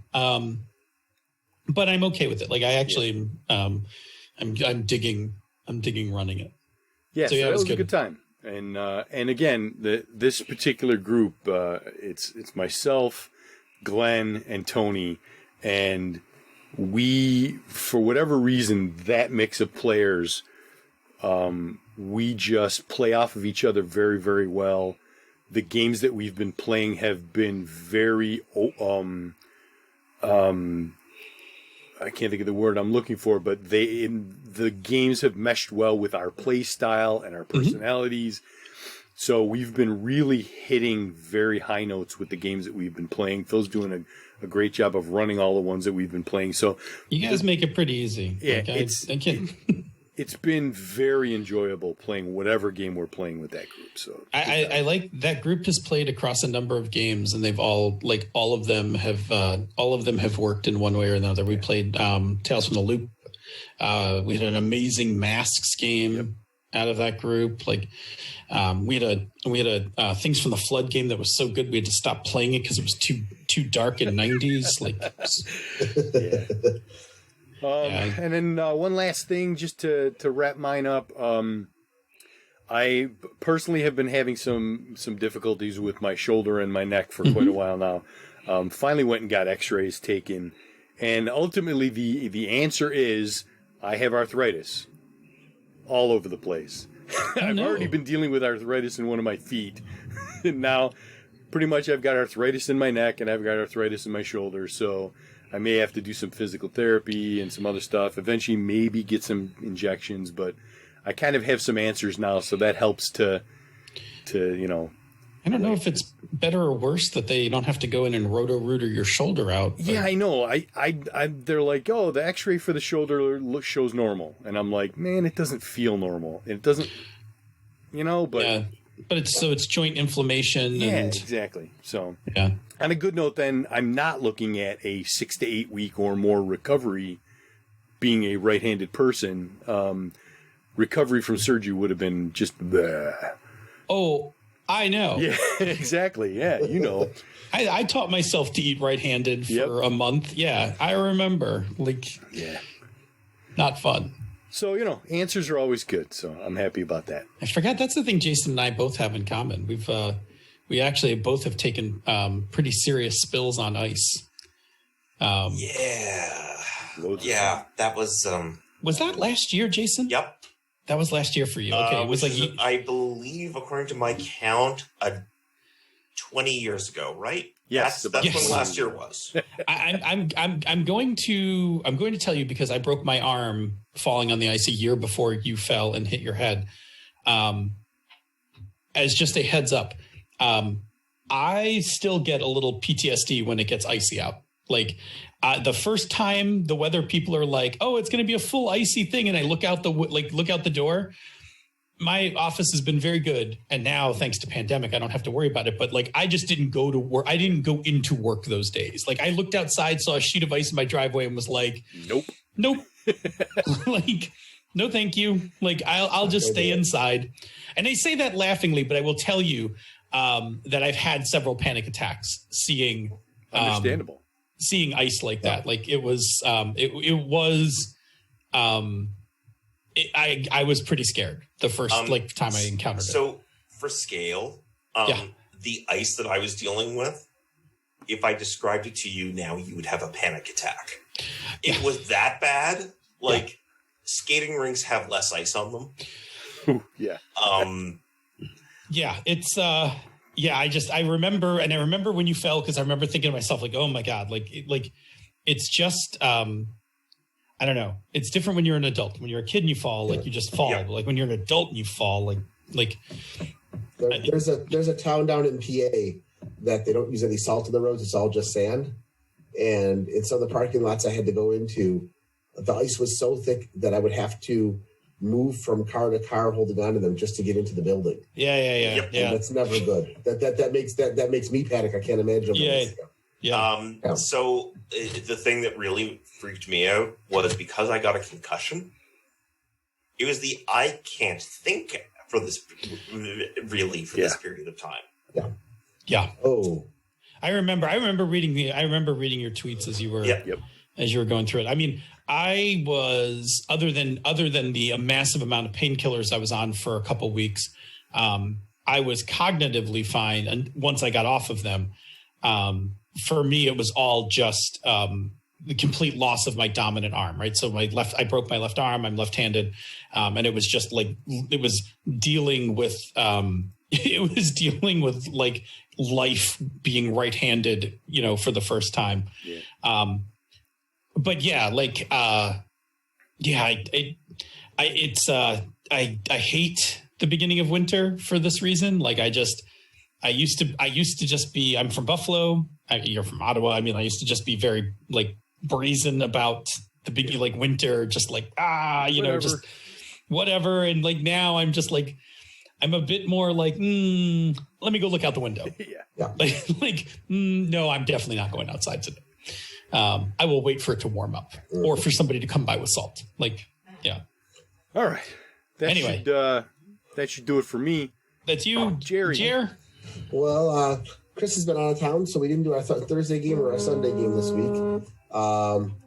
But we did have our session 0 for Glenn's Kids on Bikes game, and that's going to be just session 0 led to a lot of complicated relationships. People that we've got one person who's got a crush on another person, and that other person not only doesn't know the person's got a crush on them, but is responsible for their biggest traumatic event in their life. We've got, I think, 2 pairs of siblings who both love and hate each other. There's a lot of defense. We've got the math geek is the younger brother of the British jock. So it's just going to be a lot of, we haven't even started the game yet. We're already setting up lots of complicated sessions. We've already discussed the fact that there may be games where nothing gets accomplished plot-wise, but there's going to be a lot of good, complicated relationships and drama, which is what we want. Yes. Which is, yeah, that's exactly. And I've been waiting for that in the game. I've been looking, I've ended up playing a lot of Beer and Pretzels games lately. And the few games I've gotten into that are supposed to be relationship driven just didn't have relationships. So I'm looking forward to this being a lot of fun. And I know Glenn can pull it off like nobody's business. Hell, our DCC game barely had characters till recently. Yeah, we had characters. And then obviously watched DS9. I really liked the last episode from last week. If you haven't seen House of Quark, it's amazing. Like I said, catching up on sleep. The 2 big things for me is because our group Minecraft has kind of stalled for a little while. I've been playing a lot of Fallout, which has been giving me double backup. First of all, I love the world building and helping people and so on. And also sometimes it's just fun to run around shooting fascists and Nazis. So, and the big faction in Fallout, there's 2 big factions that are both basically factions as Nazis. So that just makes me feel good. And lastly, I decided just on a whim, I didn't want to get into anything too heavy. So I started binge watching Venture Brothers from episode 1. And now having seen the final season, going back 8 seasons and seeing how they developed the show, little things that pop up and you're like, oh, yeah, that shows up again in season 7. Or I don't know how much they deliberately plotted and how much they just decided to grab back onto things. But the character development is amazing. If you like parodies of superhero shows, or you like, if you grew up watching things like Johnny Quest and the Fantastic Four and any of the Hanna-Barbera shows back in the day, it's a lot of fun because it's a parody, it's an action show, and it's got a lot of drama. And the fact that they often start episodes in the middle of a story and you never get to see the beginning or end of it because it's just that fun little segment is a lot of fun. If you like things like Rick and Morty, where sometimes you're coming in at the end of a previous mission, there's a lot of episodes like that, but there's a lot of character development. And good guys become bad guys become good guys, love-hate relationships, minor characters become major heroes, and so on. It's a lot of fun. Nice. So anyway, that was my week. On the Jason, what have you been up to? Oh, I've been up to, I just binged the Jade City by Fonda Lee, an audiobook. The basic principle is it's sort of a secondary world situation, but it turns out on this island, Jade can be used to unlock all sorts of magical powers. Specifically like martial arts. So you can use it to, the more you have, the more power you can channel. And these are this ethnic group is the only group that is sensitive enough to be able to use it, but not so sensitive that using it destroys them. So it's a crime drama, like mob violence between different clans, with each led by these jade bones, who are people running around with jade, punching each other off buildings, etc. It's kind of great, and it would actually be a really good Blades game, honestly. Interesting. It fits in quite well. Beyond that, I'm also digging into more Dune, because Dune is coming. And I hadn't actually gone past Dune Book 1 because of the horror stories of some of the later books. So I'm finally getting into those. Nice. And playing far too much Hades because it looks so good. So what is Hades? Supergiant does is good. What is Hades? So Hades is a rogue-like fighting game where you're playing as the son of Hades and Persephone. Interesting. And you're trying to escape. Whenever you die, you emerge back from the fountain of blood in your father's throne room.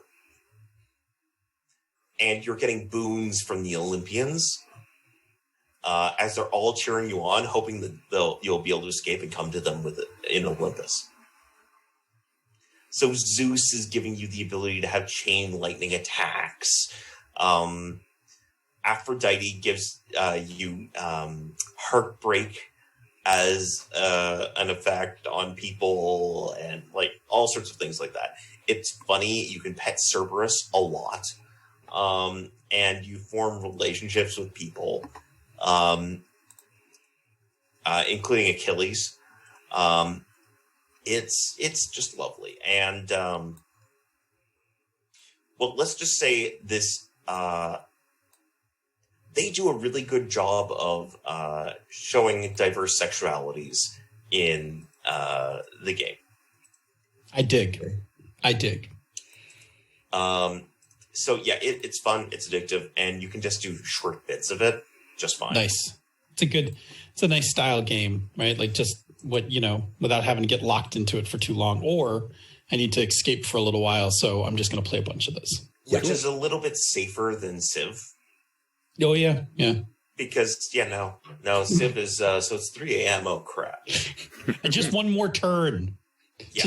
Just one more turn and I'll go to bed. And watching DS9.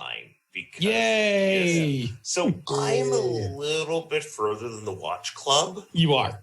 Yes. I'm in season 5. Yep. I know exactly where you are. So, folks just watched House of Quark. Yep. There is a follow-up episode to House of Quark that happens later on.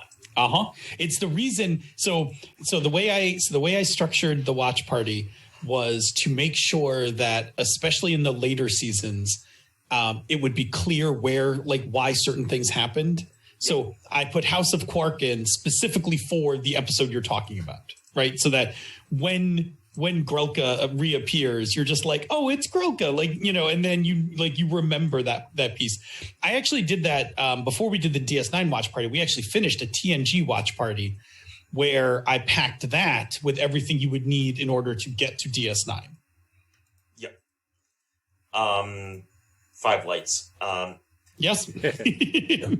So I believe that so we've already gotten into the Mirror Universe in your watch party. Yep. Yep. In fact, we also watched the old series episode Mirror Mirror as prep for watching that episode. So Enterprise actually has a really good Mirror Universe episode. Yep. That's one worth, just go in and just watch it. Cherry pick it out, yeah. The reason is, I'm assuming that people watch Discovery. Most of them haven't. I have watched all of Discovery, but not a lot of people have. We've taken in a lot of new Trek fans. I've watched. So Discovery. I've watched all of episode 1 and part of episode 2. Discovery has a really, really good section of Mirror Universe content. Yes. And interesting. When you watch Enterprise and then those episodes from Discovery, it all hooks together beautifully. Yeah, they did a really nice job on Discovery of putting that together. Just like they actually hook together the Trouble with Tribbles DS9 episode. What is it? Trials and Tribulations? Yeah, Trials and Tribulations. They hook that into Enterprise as well. Nice. I I may have to go watch some Enterprise. I've been very reluctant to watch Enterprise. So, Enterprise, there's good bits to it. Yeah. The issue is that they were starting, the original goal was, we're going to get humans going into the stars. And then they were told by execs, now you have to go blow things up. We need war because, I mean, we just got off the Dominion and war, and maybe so if we blow things up with time travel, then people will pay attention to us. Studio execs are stupid. Yeah, pretty much. Yeah. So I would have actually adored a variant on what they did for Enterprise. Have it not be Enterprise, for one, and have it actually be like, we're setting up our first colony worlds. Like, we're going out and encountering the unknown for the first time. Yeah. But, you know. Yeah, it is what it is. It is what it is. But yeah, so there's the fact that you managed to, in DS9, that you managed to actually start seeing some of these cultures really deepen in interesting ways.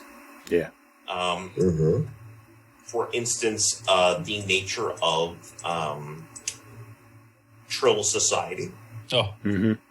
I think you've gotten halfway through some of the great Trill revelations, if I recall correctly. I'm not 100% sure. We watched, there's one episode I know you're talking about. It may have been a bonus episode and not on the list. Yeah, Equilibrium. Equilibrium, yeah. Yeah, it's the one right after House of Quark, right before tonight's watch party. Yes. So there's Blood Oath, which is one. Oh, we watched Blood Oath. Yep. That we watched Blood Oath was fantastic. And Equilibrium, and there's also, let me just check. it's a little further down, the one with Jadzia's, all of Jadzia's hosts. Oh, and Meridian. Yeah. Meridian, which is, so that's coming up, I believe. Yeah, Equilibrium was on our bonus list. It has a couple of interesting things about Trill Society, which wasn't super critical, but it's still a really good episode. And honestly, I had to make some cuts somewhere because we're watching 70% of the episodes. Mm-hmm. There wasn't really much to cut. And even the ones like for this week, when I put the list up, I was like, here are the ones we're watching. And the 3 that we're not watching, you should probably just watch them too. They're like the 3 we're not watching, they're still good episodes. You can't go wrong this week. All right, I have to interrupt at this point because now we're almost at quarter after. And it's fine. We need to get into some after show for the patrons. Okay, I'll be very brief. Rode a bike, played some games, watched Voyager. Have some feels about the season 4 opener for Voyager, Scorpion, and the de-assimilation of 7 of 9. But we can talk about that at a later date. But I got some feels, like I'm a little conflicted about what happened in that episode. Anyway, we can roll into after show. All right, let's do the Patreon shout outs here. Thank you for being our patrons. Scott Ryder, Sean P. Kelly, Steve Bissonette, Steve Radabaugh, T. Koustik, Theodore Atkinson, Victor Wyatt, Noah Bond, and Alice Kira.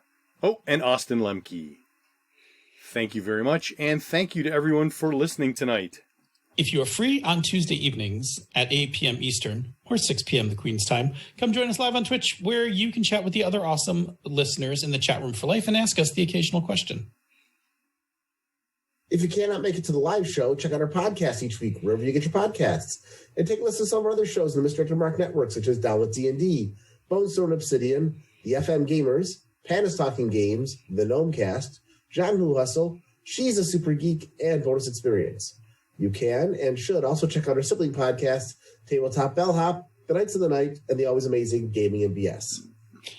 After you have checked your stress level and before you decide whether or not you want to accept that consequence, you can reach out to us. You can contact us directly via email, mmp@misdirectedmark.com. Hit us up on Twitter. The show in the network is at Misdirected Mark. He's Robert M. Everson. He's GM Gerrymander. I'm DNA Phil. And Jason, where do people find you online?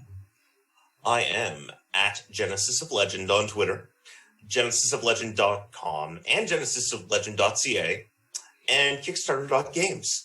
And you can also find me and my project over on Kickstarter. Just search for SIG, City of Blades. Awesome. Hey, if you like what we do here and on the other shows in the Misdirected Mark Network, you can support our Patreon campaigns. MMP Down with D&D and Pandas Talking Games are at patreon.com/MMP. She's a Super Geek is at patreon.com/SassGeek. Zhang Hu Hustle is at patreon.com/Zhang Hu Hustle. And Bonus Experience is at patreon.com/Bonus Experience. Patrons of MMP Down with D&D and Pandas Talking Games get access to the after show, pre-production show notes, musical parodies, the Pandas Talking Games bonus outtakes, and other special releases.